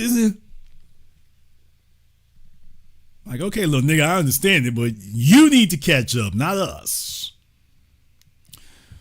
All right, let me go ahead and see if we can jump back over here on Zoom again. Let me see if I can get Huey up here on Zoom. All right, Huey, what's on your mind? So much, brother. Wonderful broadcast as always. In my opinion of Vivek Ramaswamy, it was bound to happen, bro. The writing was already on the wall. And the thing is though, when you make a deal with the devil, it's never going to go in your favor. He had to burn a lot of bridges. Him and Patel had to burn a lot of bridges. And one thing you notice, Jason, they don't call white folks xenophobic. They don't call white folks any of these slurs that they call us. You notice that? I mean, there's no racism except you black folk. Well, white people are the only people being oppressed. Okay, so they talk stupid, and everything's good right up until you start trying to get power out of them. As Dr. John Henry Clark told us decades ago, they will give you anything that you want, just so long as you concede the number one position to them. Now Vivek is talking about a number one position. It's, we got to shut that down. Dude, that's not the way this works at all. So this is how they always get tripped up, bro. Every time they try to get white supremacy to share power, here comes the swerve. Oh yeah, definitely, and that's why. And like I said, I'm not a Trump fan. I'm not a Kamala fan. But with Trump being president, he is, and I got a lot of flack for this, for saying this. Trump is the embodiment of America, the true America. He is the embodiment of screwing people over. He is the embodiment of doing backyard deals. He's an embodiment of the racism. And he's embodiment of just not keeping his word. So for him to be this open, I'm actually loving it, because now people are going to have to look in the mirror and they're going to have to do something about it. And with us delineating, it made it all easier on us. No stress on our back, no hair on our chest. I mean, we don't have to prove they're racist anymore. We don't have to prove his white supremacy. Damn it, it's out there. I mean, Shiloh Hendricks. You had all the white supremacists, Tim Pool and Matt Walsh, and them defending, calling folks niggers. I'm like, dude, do you realize how quickly they fast forwarded our agenda? Do you realize all the ammunition that they brought to us by the truckload? And all we done is catalog it. They can't walk into this backwards. So in so many ways, this helped fast forward so much we've been trying to do. It makes the arguments so much easier to make. So much easier to make, because now they just went hog damn wild and couldn't control themselves and vomited all over the damn place. And now all we got to do is just throw it back in their faces. They've given us so much ammunition to use. I'll let you have the last word.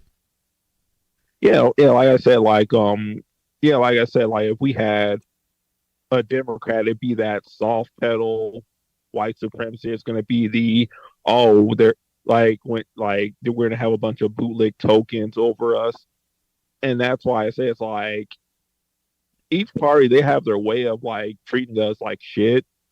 But the thing is, I rather have that one party that's going to be up in your face about it than the other one to be smiling your back, smiling your face, stab in the back. But I'm gonna land my plane and be one. Be one brother. Thank you very much for giving us a call here tonight. Like I say, I mean, the real thing is, though, that empowering them allows them both to go at each other and whatnot and see how much they like busting each other upside the head. We said this from the very beginning. The problem has been that we've been sitting up here trying to save everybody. And now we're just on something new. If we cannot all be equally comfortable, damn it, we'll all be equally uncomfortable. And those who got together, the so-called buffer classes and the model minorities who have been feeding the white supremacist beast all this time, let's go ahead and just let them do what they're going to do with you now. Let black folk going to get out the way and let them come deal with you how they going to deal with you. Now, all of a sudden, you screaming too damn late, heifer. Too late for that. The beast got you. See, you were laughing and grinning when you thought the beast was going to be chewing up on us. No. The beast said, man, look here, I'm getting some takeout tonight. Let me get some of that. Oh, I'm going to the Indian restaurant tonight. I'm going to the Indian restaurant. They said, hey, you know, they limit portions. Nah, I'm white supremacy. It's going to be all I can eat. I'm going to the Indian restaurant tonight, and when I get there, it's going to be all I can eat. Believe that. I'm chewing on everything moving. I'm going to give me a big gut full of everything moving up in this place. Now they want to come screaming and whatnot. Where the Negroes at, man? We sitting over here watching you get chewed on. After all, you've been enabling them. All right, we got Chandra here on Zoom. Chandra, I don't see anybody, so I'll give you 5 seconds. Make sure you have your camera and your microphone turned on. Just make sure we don't have any trolling issues. It'll be just you and me. You don't have to worry about the internet. All right, Chandra, I can give you 3 more seconds, and then we're going to have to go ahead and move on here, Chandra. All right, Chandra, I can give you 1 more second, and then we're going to have to go ahead and move on, Chandra. All right, Chandra is camera shy. I'm going to go ahead and let her fall back here for a minute. Let me see if I can grab iPhone, whoever this is here right quick. All right, what's on your mind, brother? Yeah, I'll be real brief. I was just curious what your insight was. You know, they've done a lot of comprehensive studies on the effects of slavery and what it's done to us. But has Dr. Clark or anybody done any comprehensive studies on the effects of colonization on these people? I mean, the way they act, it seems like colonization has such a horrible effect on these people all over the world, and they seem like they're in a worse condition than we are. And then in closing, I was wanting to ask you, do you think that woman Sears, if she's elected Tuesday, wouldn't that be to our benefit? Because then she would be a microcosm of what Kamala Harris would have been.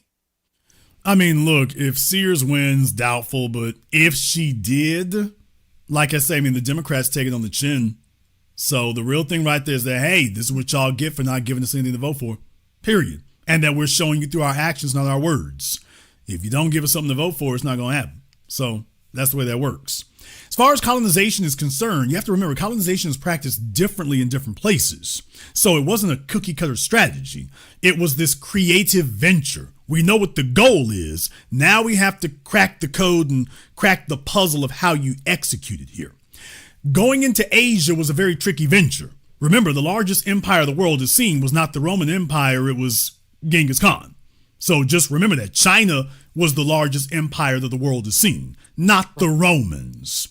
Okay, well, what does that immediately tell you? They got every damn body outnumbered.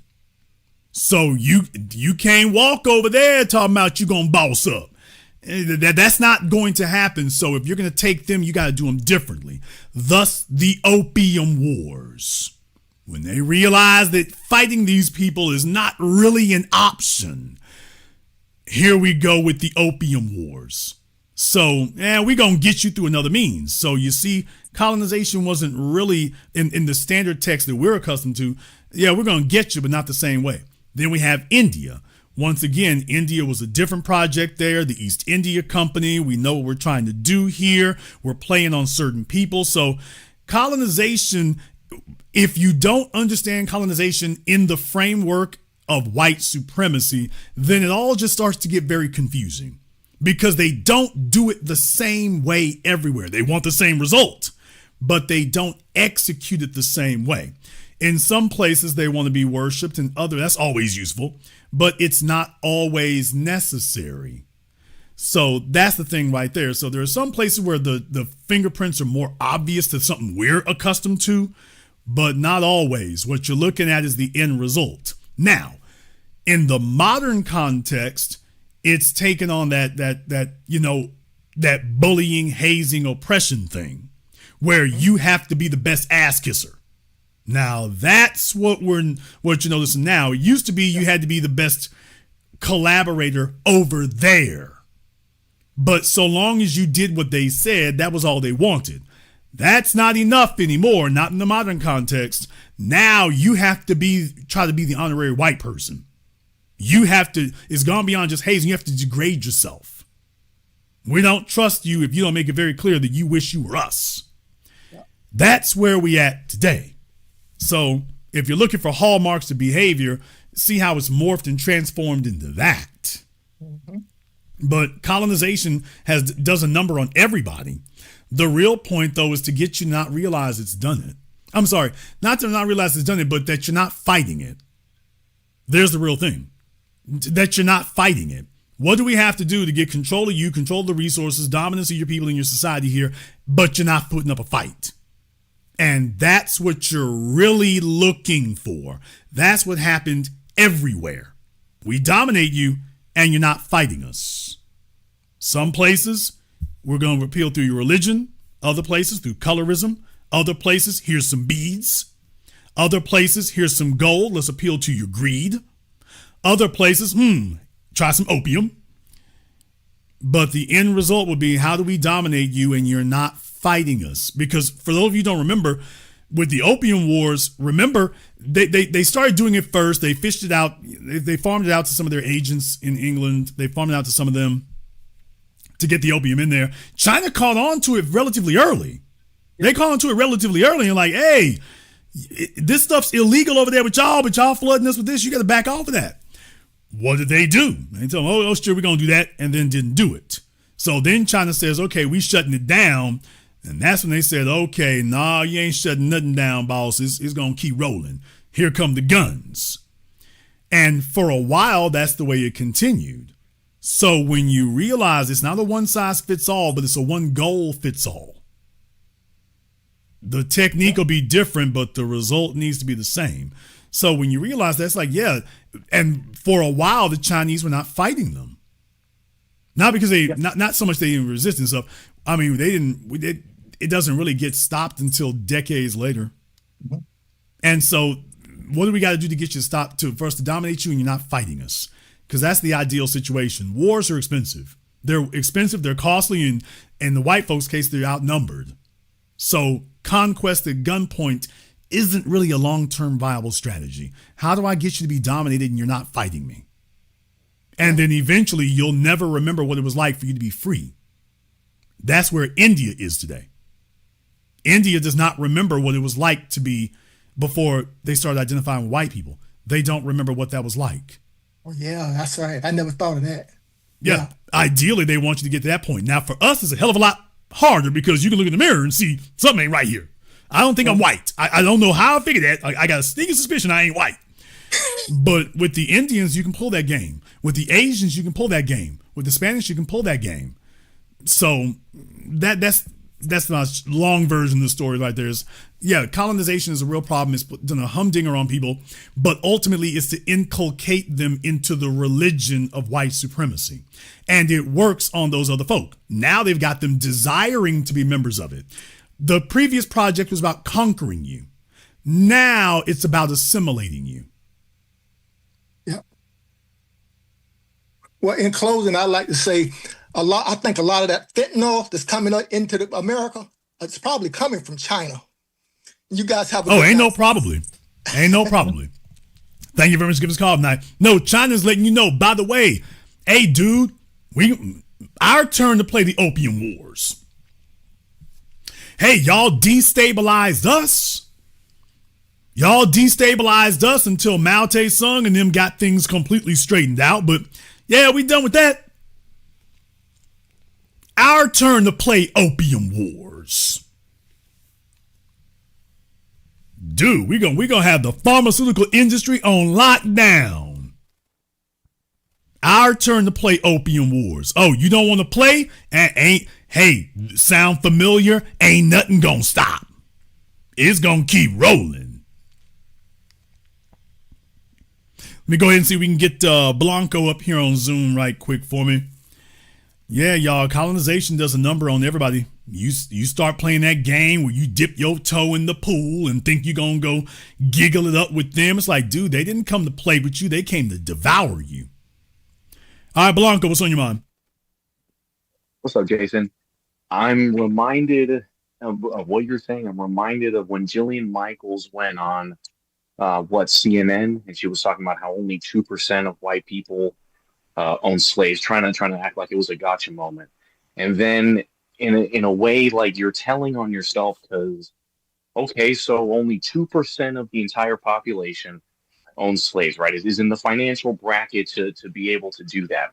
So you mean to tell me that 98% of you who would never be in that bracket anyway to own slaves, you still fought for the right for someone else to own slaves? So you're telling on yourself that, like, that's probably even more racist than the 2% that owned it, because at least it was business, right?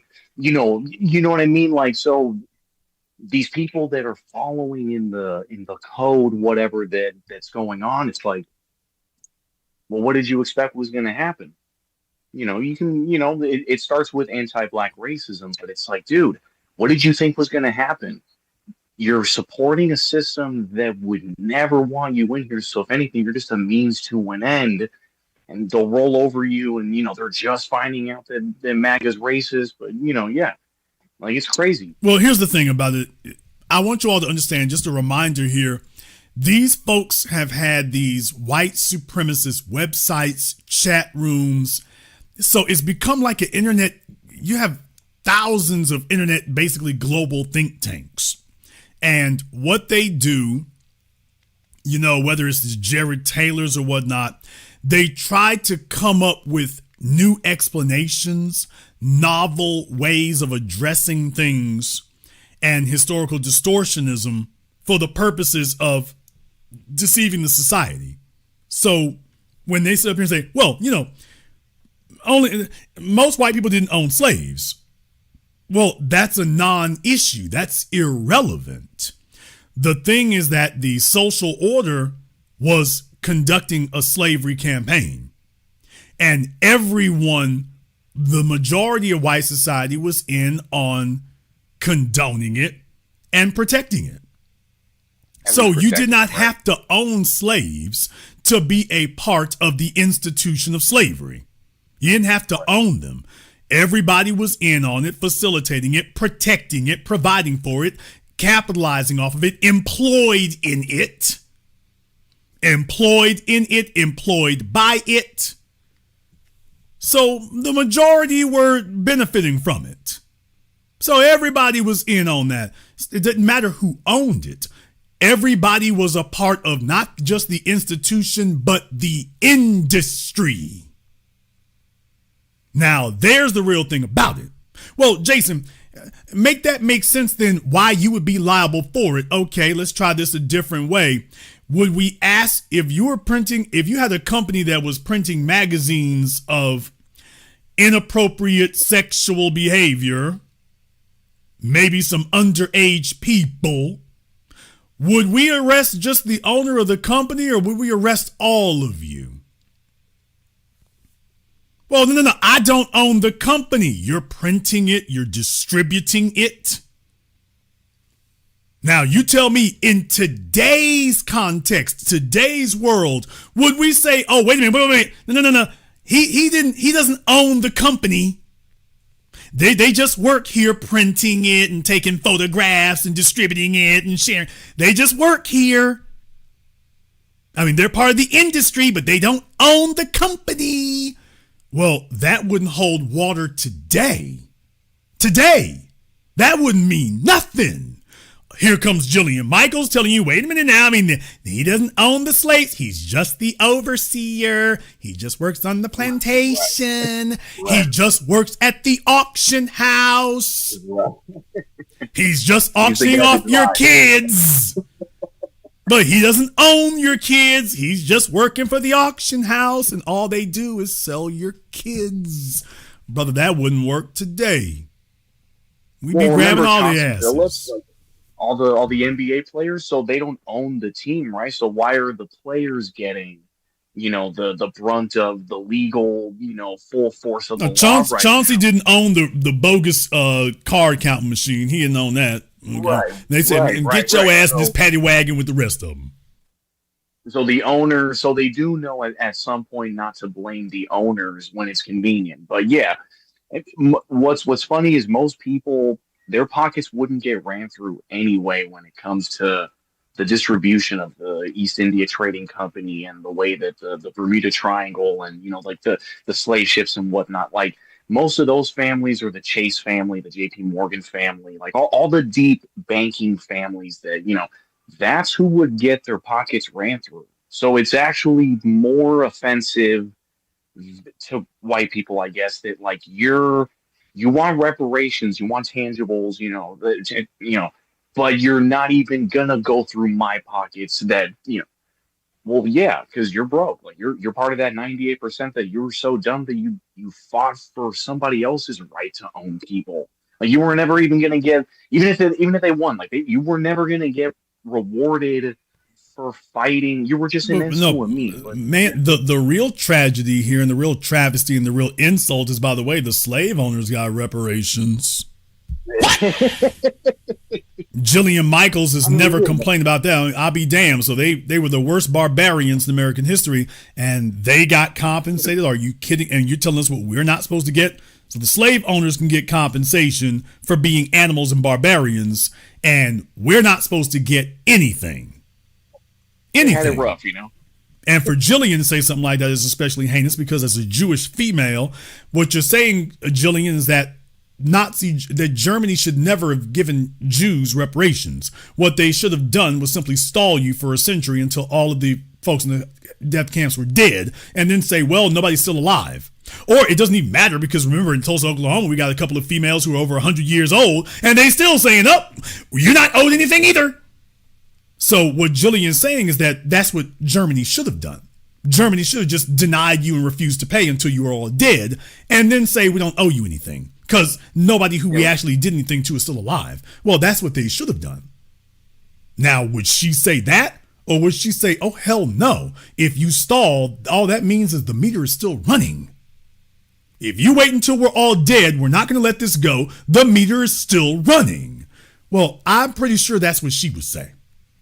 I don't think she's going to sit in the room full of Jewish folk with the ADL and tell the world, if Germany had just held off for a decade and didn't pay, oh, well, let bygones be bygones. I wasn't in a concentration camp, so how can I get compensated for something that didn't happen to me? I dare you to hear her make that argument. Then they have the gall to suggest it to us. I'll let you have the last word. I find it very fascinating that ostensibly Germans found out that they weren't Germans, and only after 5 years of the heinous crimes that were done, they were able to get some kind of payback for that.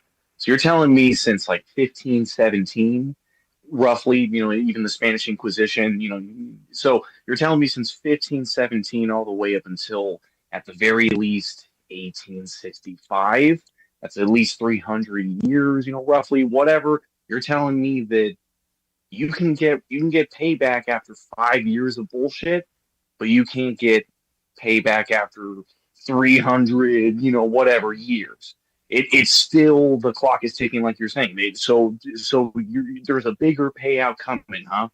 So they can. There's always never any money for black people. But great broadcast. Thank you for giving us a call tonight. Anybody tries that damn mess on y'all, understand they get together in these groups and things, and they put their lunk heads together to come up with every form of propaganda, some statement, some talking point that's intended to obscure the issue and confuse people. And misdirect. So they do this all the time. They come up with these phrases and then they pass the phrases around. And that's what they give to each other to sit up here and go out in public with. So that's why I spent tonight reminding you all about some of those phrases they use. All right, we got Adrian here on Zoom. Adrian, what's on your mind? How's it going? So I got a simple question. So would you consider people like Dr. Ben, Walter Williams, and Bobby Hemmett and his ilk on the same pantheon as Claude Anderson and Dr. Francis Quest Wilson and such? Like as elders? Well, I mean, there were a couple of names in there that you named that I would include with them. So sure, for them, sure. Like a Dr. Ben, certainly he put in plenty of work, a lot of work in that regard. So, I mean, that he definitely, he's already there. I mean, I don't consider anything. He's already there.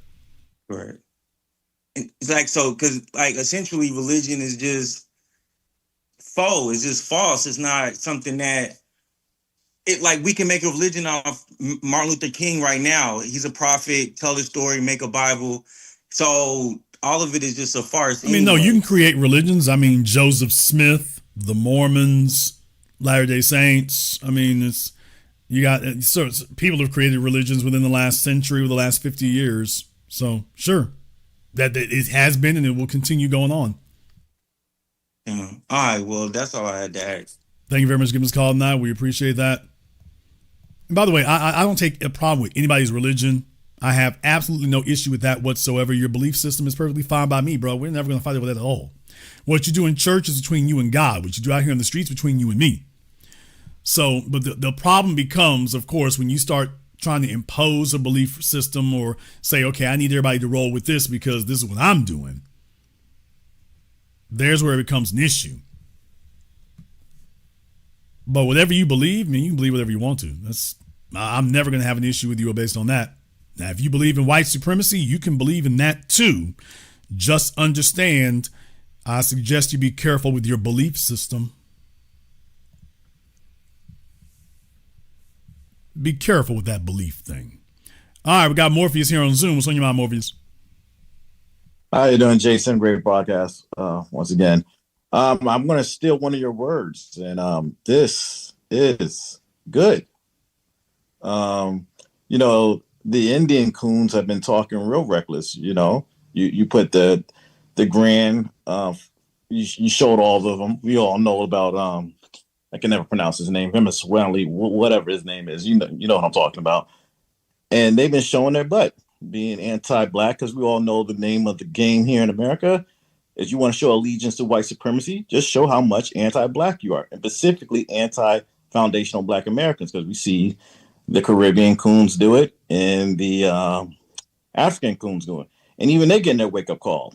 I mean, I just saw a video last week. They had one of these white supremacists calling Myron the N-word again, and he just sitting there not doing nothing.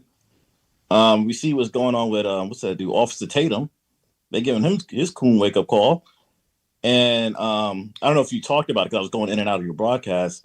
But Vance, they're getting tired of his wife. They don't like that. And I saw they was trying to show that Charlie Kirk's wife was kind of flirting with Vance or something like that. Somebody was trying to point that out on TikTok.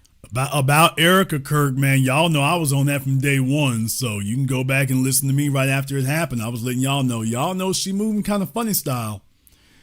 Moving kind of funny style, and then I showed y'all, by the way, beauty pageant contestant. I'm like, okay, I'm gonna let the woman grieve. I'm not doubting that she married him. I'm gonna assume she cared about him. That's perfectly fine. I'm not gonna cast aspersions on that, but I'm like, by the way, I just couldn't help but notice this looking real funny style. I'm not going to beat the horse completely, but y'all saw me during that broadcast. I let y'all know then. I'm like, okay, I see what I see. I see this. Yeah, I guess you're right. Cause I'm pretty sure I might have missed that broadcast, but I was just watching TikTok yesterday and I saw some white liberal lady and she pointed it out. So it's bad when a white liberal lady's pointing it out.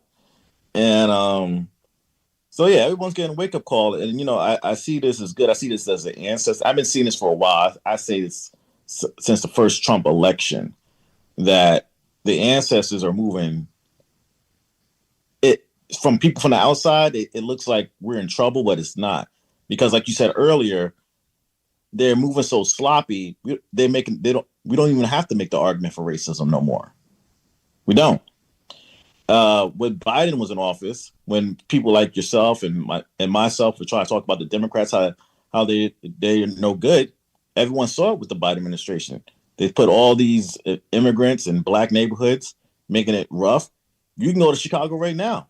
They don't care about immigration or ICE or stuff. And you see them try to do that propaganda, but people in Chicago know what time it is. Same thing in New York. We're tired of it. So, we definitely going to get tangibles because the ancestors are working. Do you see the same thing? Like I say here, brother, I mean, for us, usually we got to wait a while for something. This one, the train came early on this one. They didn't even get a decade down the road. They are being humiliated in front of all these people. And all I'm saying is Dd'Souza has already been trashed. Kash Patel, that's over already. He won't be able to go back to the internet. He won't be able to go back to Joe Rogan. He doesn't have any cachet among the white supremacists anymore. I mean, it's over for him, bro. They brought him all in and used him. I told y'all about this, that they're bringing them in and they're making you sit up here and bend the knee and kiss the ring and completely make yourself prostrate and helpless. And after you have completely surrendered to them, now they're going to trash you because it's necessary to make sure you can't turn around and do anything to them on the backside. They're not going to give you power. Power is something you could use against them. They're going to make sure you don't get that. You are here to be a tool. That's it. You are not here to be a power tool. You're just here to be a tool. So it's essential to make sure that when they're done with you, you are helpless lest you use the power that they gave you against them. And they're not going to give you any. So they're being humiliated in real time, as I told you all it would be. I told you, everybody who thinks that they're going to eat off Trump, he's not going to let you do that. Trump is not going to allow you to do that. The only folk he going to let eat off him is his kids. Those are the only people that you don't ever hear him say a cross word about, anything bad about, or try to undermine. The kids are the only ones he gonna let eat off of him. All the rest of you are either tools or the food. That's all you are. And Vivek, I'm just telling you, that ain't gonna work out for him. I told y'all, he thinks he's running for governor of Ohio. He thinks he is. I said that from day one. He thinks he is. Nobody else thinks he is, but he does. And I'm just telling you, Trump can't afford for him to win. He can't afford for Vivek to start aggregating a power base of his own. And he's damn sure not going to help you do it. So that's why Vivek had to go. And that was it. And any of the rest of them. Nope. None of the rest of you either.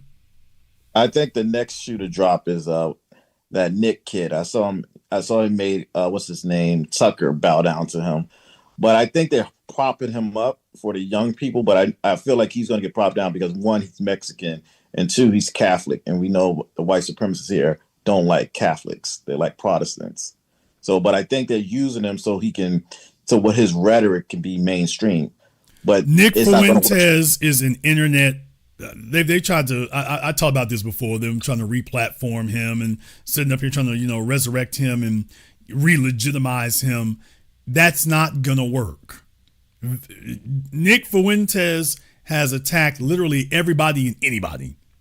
And Tucker Carlson can get views. Views do not translate to societal or political support. So congratulations. You can bring him on your YouTube show, but he's burned every bridge imaginable. He is completely unusable. He's radioactive. You're not going to legitimize Nick Fuentes. The only people who will see him as legitimate are other white supremacists. That doesn't help you. The only people who don't hate him are the people who are already white supremacists and racists in the first place. He's completely useless to bring any other people into the fold. He can't do it. So too many people confuse stuff that plays on YouTube as if it plays in real life. And that's not the way that works. So he's got entertainment value, but that's all he has. Other than that, nobody likes him, and there's no reason to. I agree with you. I see the same thing. I just don't know. He's like a young Archie Bunker. He is. He's like a young Archie. But every time I see him, it's like, dude, you ought to be about 70 years old. You look like a 30-year-old who ought to be 70. His mannerisms, the way he acts, the way he talks like a crotchety old man in his 70s or 80s. I'm like, dude, you're channeling Archie Bunker, and it has entertainment value, but no other value. You're useless. Brother, he can't go to he can't come among white folk. He can't come among black folk. He can't get any Jewish donors. He can't get any Arab money. He can't play among the Asians. Where is he going to go and assemble power? Where is he going to go and assemble any power? Where's he going to do it? Where? I have no idea. I just don't know why they be kowtowing to him. That's the because thing. He's a hardcore white supremacist, and Robert Greene said it in the 48 Laws of Power. You need a cat's paw. You need a scapegoat. He's the guy. He's the designated crash out. They can send him out there to say all the crazy stuff. And as I was saying, the whole point is that they're trying to normalize white supremacy. But you need somebody who is disposable. They don't have a career. They don't work for a corporation. And they can introduce this poison into the national conversation. And you know they're ultimately going to get disposed of. So whoever does this ain't going to make it through this. And that's why they've grabbed Nick Fuentes. He's the designated sacrificial lamb. He's supposed to serve the purpose of helping to push the conversation in the country more towards open, blatant white supremacy.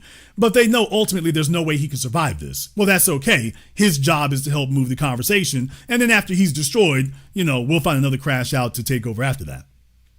Okay, so that's what I kind of thought he was, a crash out. I just didn't use the correct He's terminology. the disposable cannon fodder. His job is to be the suicide soldier.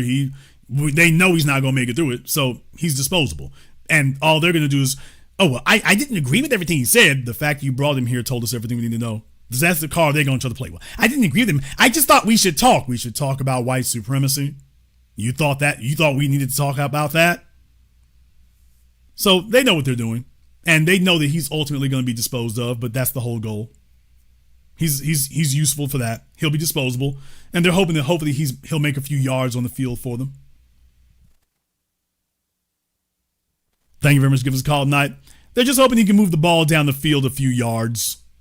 If he can move the ball down the field 5 or 10 yards, that's his purpose. And after that, if he gets completely annihilated and deplatformed and everything else again, like, okay, that'll work. Let me go ahead and jump back over here on Zoom right quick. Let me see if I can get Brandon up here on Zoom for me. Let me see if we can get Brandon up here on Zoom right quick for me here. There's Brandon. All right, brother, what's on your mind? What's going on, Jason, man? Definitely had to go ahead and call on up tonight, man, and definitely give your props on pointing on out what these Indians have been doing, especially these ones in these politics. But man, it also just goes to show me that a lot more is being exposed with these guys, especially since these guys are showing them, these white supremacists are showing these guys that they're not really that they're not really accepted amongst their fold, and that how they're just out here giving these guys enough rope to hang themselves. Because, if you remember, that's the same thing that they did with all those Asians talking about being discriminated against college admissions. They sat up there and let these guys run their mouth saying that they couldn't get into college because of affirmative action. They let them go ahead and do that, kept running their mouth, then used them to pass it to get rid of it in college admission. And they were the first ones, and the Asians, they were the first ones to lower their admission. And now they can't say anything about it. So they sit around and go and co-sign white supremacy and think they're going to be the biggest ass kickers of it to get used to them. But eventually they all end up just getting used, abused, and cast away to the side. But my question is, though, to you, my brother, is what do you think these people their next move is going to be now that white supremacy is really showing them that they'll never really be accepted, and we're just giving you enough rope to hang yourself with, and you're pretty much all done, the Tethers, the Myron Gaines, everyone else, and now that black folks have delineated, which couldn't have come better. So now it's like they don't have anywhere to run to. The white people are showing them you will never have any true power amongst us, and now the foundation of black Americans are saying, turn your ass around, we don't believe you. So what do you think their next move is going to be? There is no next move. Does anybody remember Ward Connerly? What? And my folks in California, you got to be real old now to remember Ward Connerly. Anybody remember Ken Hamlin? Anybody remember George W. Bush as Attorney General, the Latino fellow? Anybody remember him? Do you even remember them? Anybody remember Condoleezza Rice? Anyone remember her? Tell me about the glory days that came after they left the White House. I'll wait. Tell me. Yeah, somebody in the chat room. Alan Keyes. Anybody remember him? Alan Keyes. Anybody remember that at all? Brother, we can go down the list. There is no after. They are temporarily useful for a moment. They can't even move the ball well. I can be here all day naming names for you all. I can name names for you, and you're like, man, we ain't seen them in forever. Well, yeah, that's the point. So after their usefulness has been exhausted, you don't hear from them anymore, brother. There is no after that. There is none. There isn't any. Herman Cain. What was for Herman Cain after Trump got elected? Tell me what came next. I'll wait. Absolutely nothing. It's the same thing every time. See, what happens is they string you along into thinking that there's going to be a next leg up. Ain't going to be a next leg up. What you got that last time, that was the leg, nigga. That's it. That's it.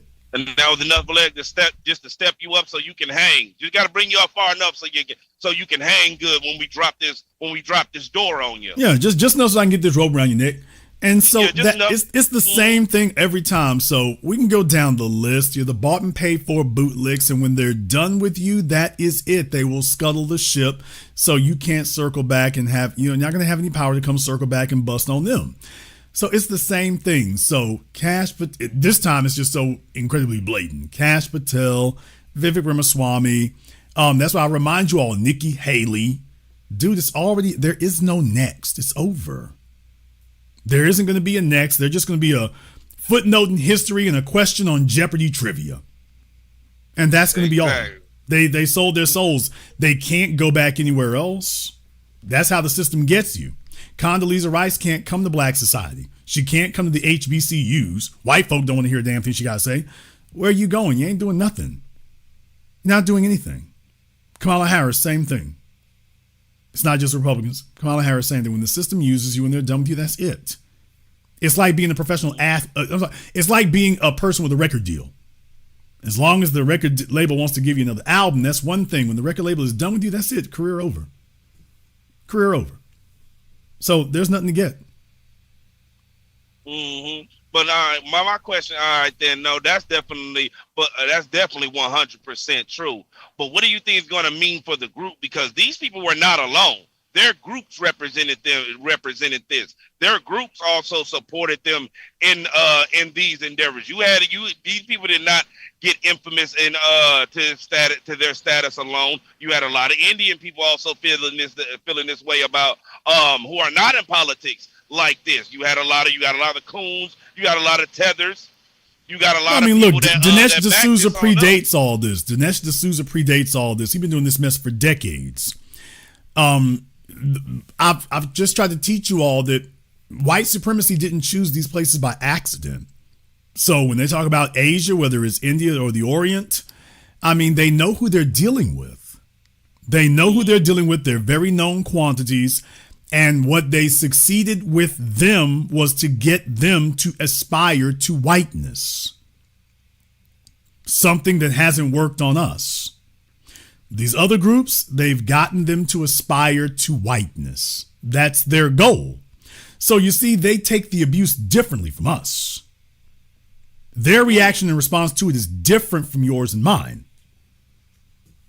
So that's why they can keep doing this and keep rinsing and repeating. And there's a steady stream of them to show up for it because they see it as just, the white folk just tripping today. They just tripping.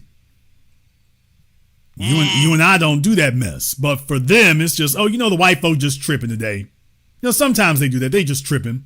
But then again, housewife. But then again, they come from cultures of caste systems.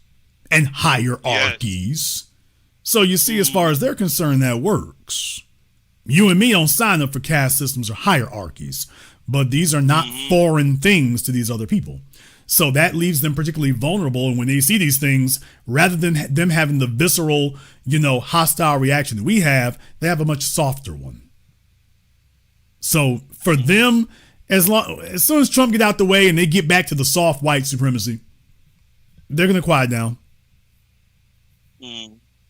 But how you think they're going to try to bring that as a group, how they try to bring that to us? That's one of my concerns, though, because we're different. Because now that they're here in America, we're not those types of other black people in their homelands that sit up there and take their abuse and their crap.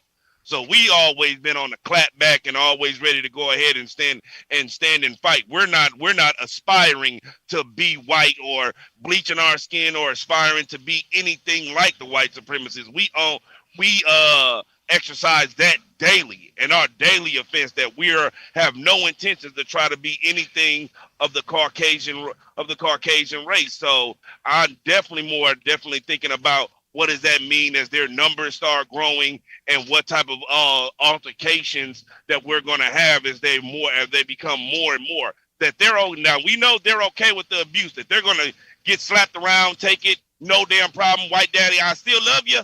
I'll be right on back here tomorrow. No matter how many times you destroy us, or go ahead and let us hang our damn selves, and let it be known that, as you said earlier, that they will deny all white supremacy, deny racism, and then so you can't come back later on and try to say it's racism when it starts to happen, and they understand that and they'll take that. I just want us to all be thinking of what is that also gonna mean for us, because one of the main things that we all know, that when people that from those societies, what they do is they come to the darker people, to the black people, and try to think that they can abuse them. And now we're in. Well, that's not really an option for us. I mean, we've already set the tone for it. Everybody got the word. That's not a word they really got to get out. Everybody already knows. Yeah, don't try that with us. Don't try that with us at all. It ain't gonna go no way. That fantasy you have in your head about how it worked in the homeland, it's not gonna work over here with us, period. Everybody knows. You just have a few of them who try to pay their money and take their chances, but everybody knows what time we on. Thank you very much for giving us a call tonight. We appreciate that. Who was that? In the chat room, Nini said that Vivek did marry an Indian woman, which is unusual. Well, I mean, yeah, that doesn't help him.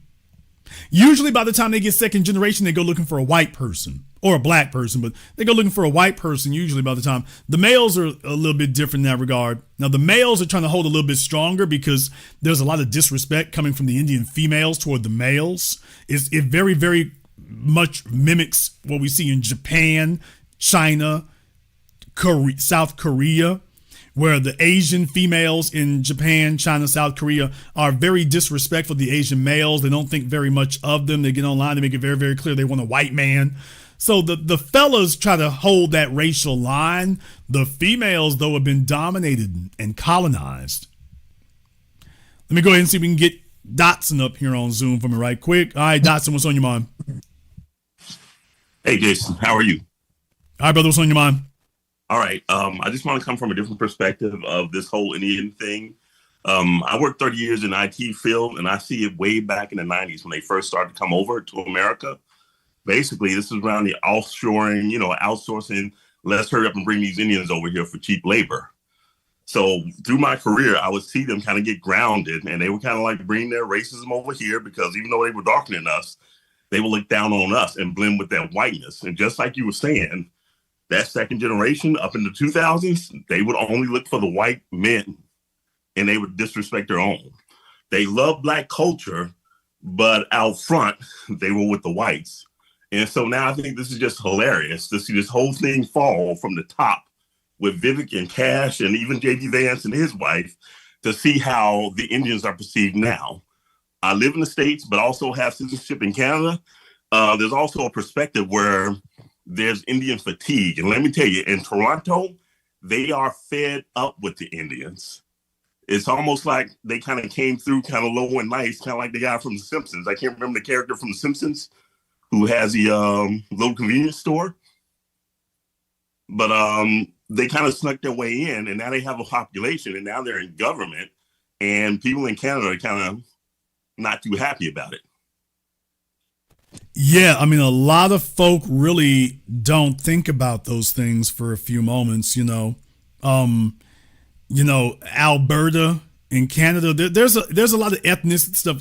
Stephen Crowder comes from Canada, so don't tell yourselves the white supremacy in Canada. Stephen Crowder comes from Canada. But you make a very good point about that. They have a lot of ethnic division up in Canada. So they're very open secession movements. I think Alberta, there was a vote a decade or two ago to try to succeed, and it didn't work then by like a half a point or so. It was very, very close. That fight ain't over yet.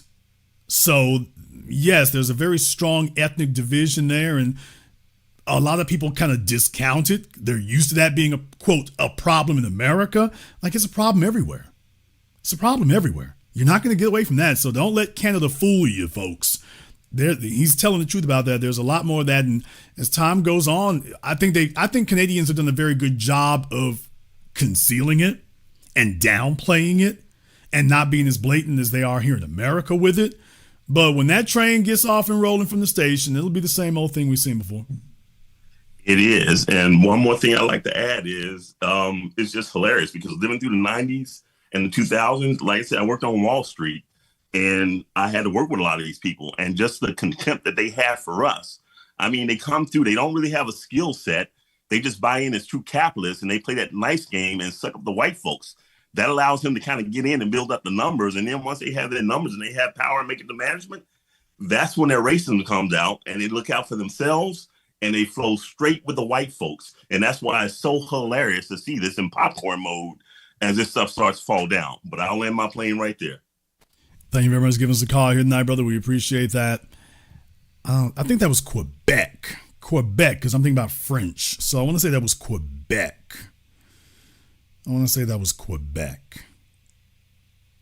And yeah, when Quebec wanted to leave, and that's not over. Oh, that is not over. Let me go ahead and grab one more person here. Let me get Dom up here on Zoom for me here right quick. Let me see if we can get Dom up here. All right. What's on your mind? Jason, hey, it's your buddy Dom. Why'd you run? Why'd you run away? It's Dominique again here. Yeah, why'd you run? What's on your mind, Dominique? So you answered one of my questions. Get off my phone! Get your ass off my phone. So I played that right there. Hey, Dom, what's going on? Hey, Jason, let me go and tell you something, dear dude. Get your ass off my phone, damn it. Got a late trick or treat for your ass. The hell off my phone. You had your opportunity to talk and act like you had some sense when you talked to me the first time. I done dropped your ass enough times to let you know, don't come to me with that bull jive. You show some damn sense and respect when you get over here. Huh? My white girlfriend let me do that. I'm not your white girlfriend. I ain't her. Wish a nigga would come walking back through the door after I done kicked his ass up out of here. Hey, dude, I'm back here again. Oh, come on, bro. Come on, sit down there. Don't know why you did that right there, dude. Don't worry, come sit down over here on the table. All right, bro. I want to go ahead and tell you one more thing. Get your ass up out my joint. You think I forgot I just kicked you the hell up out of here?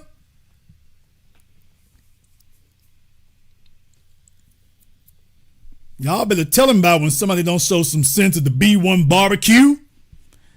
You walked your ass up in the B1 barbecue, the damn bouncer already threw your ass out once and you gonna come back in later. I'm back here, dude. All right. We just gonna smile when we do it this time. Last time we frowned, this time, oh, you wanna play? Oh, we can do that too. Oh, he wants to play. All right, we can do that for you. We got something for your ass. So, folks, people are getting their wake-up calls all over the place. All the things we prophesied are coming to pass exactly the way that we said it would. Folks are getting taught lessons. The lessons will continue. They need black folks' legitimacy to fight back against this. You see, if Vivek has some friends, they'd be pushing back against that. Up there in New York, Mamdani, I put this story up on Twitter, that the New York Times is reporting that Andrew Cuomo has lost some black support, and that sort of support has gone over to Mamdani. Man, that's a hell of a spot to be in. That's a hell of a spot to be in. So, yeah, for Mamdani to get that 51%, which basically put him all the way over, man, look here. They're looking at the black folk right now. When you want to fight back against white supremacy, you need black folk for that. And these other folks ain't got nothing. So you can play stupid, you can play dumb. It just seems like a good idea at the beginning. It won't be. It won't be. And the results will be the same. Humiliation, degradation. And ultimately, in the end, when this is over, Vivek Ramaswamy will not be able to talk anywhere.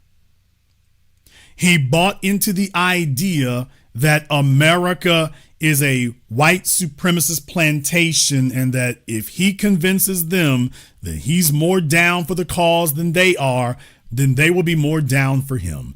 And that's not the way it works. That's never the way it works. We tried to tell him.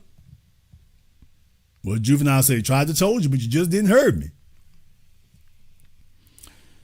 Well, don't worry. Now we're going to let the white supremacists tell you. And you will hear it this time. Usha Vance don't have a wake-up call. She's married to the game. So don't worry about it. She's married to the game. That's where they found him from. J.D. Vance is already an odd fellow with odd origins. But no, Usha's married to the game. That's it. This is what happens. She's along for the ride. Ain't nothing she can do but sit with it. We're going to go ahead and wrap things up here tonight. I want to thank everyone who's contributed to support tonight's program on PayPal, Super Chat, Venmo. Shout out to Chief Rocka. Thank you very much for your support tonight, brother. We appreciate that. Joblo, Diesel, Mobile, Noble, username Delta, Shalina, Black to Death gave out some memberships as always. Thank you very much, brother. The gift that keeps on giving. Shalina, Fuquan, and everybody else here. Thank you very much for your support tonight. If you are new here to the Black Channel, welcome to the Haven of Intelligent Black Thought. We do this every weekend, holidays, some days in between. If you like what you heard on tonight's program, I'd like you to click that subscribe button for us here so you stay up to date on what we're doing here. And if you didn't like it, that's okay. Join us back again here tomorrow. Give us another opportunity to see if you want to hit that like button, and make sure you don't miss out on all of the most important conversation, the most compelling talk that you're going to hear anywhere, everywhere. If you haven't been to our website, blackchannelfilms.com, check out our groundbreaking best-selling documentary work, blackchannelfilms.com. That is blackchannelfilms.com. I want to thank all of you for tuning in to tonight's program, live or recorded. Thank you for liking, subscribing, and sharing. And this concludes tonight's broadcast of the Black Channel. I am your host, your brother, your humble servant, the Black Authority. And until next time, my brothers and my sisters from around the world, remember, black is the future, and the future is uncompromising.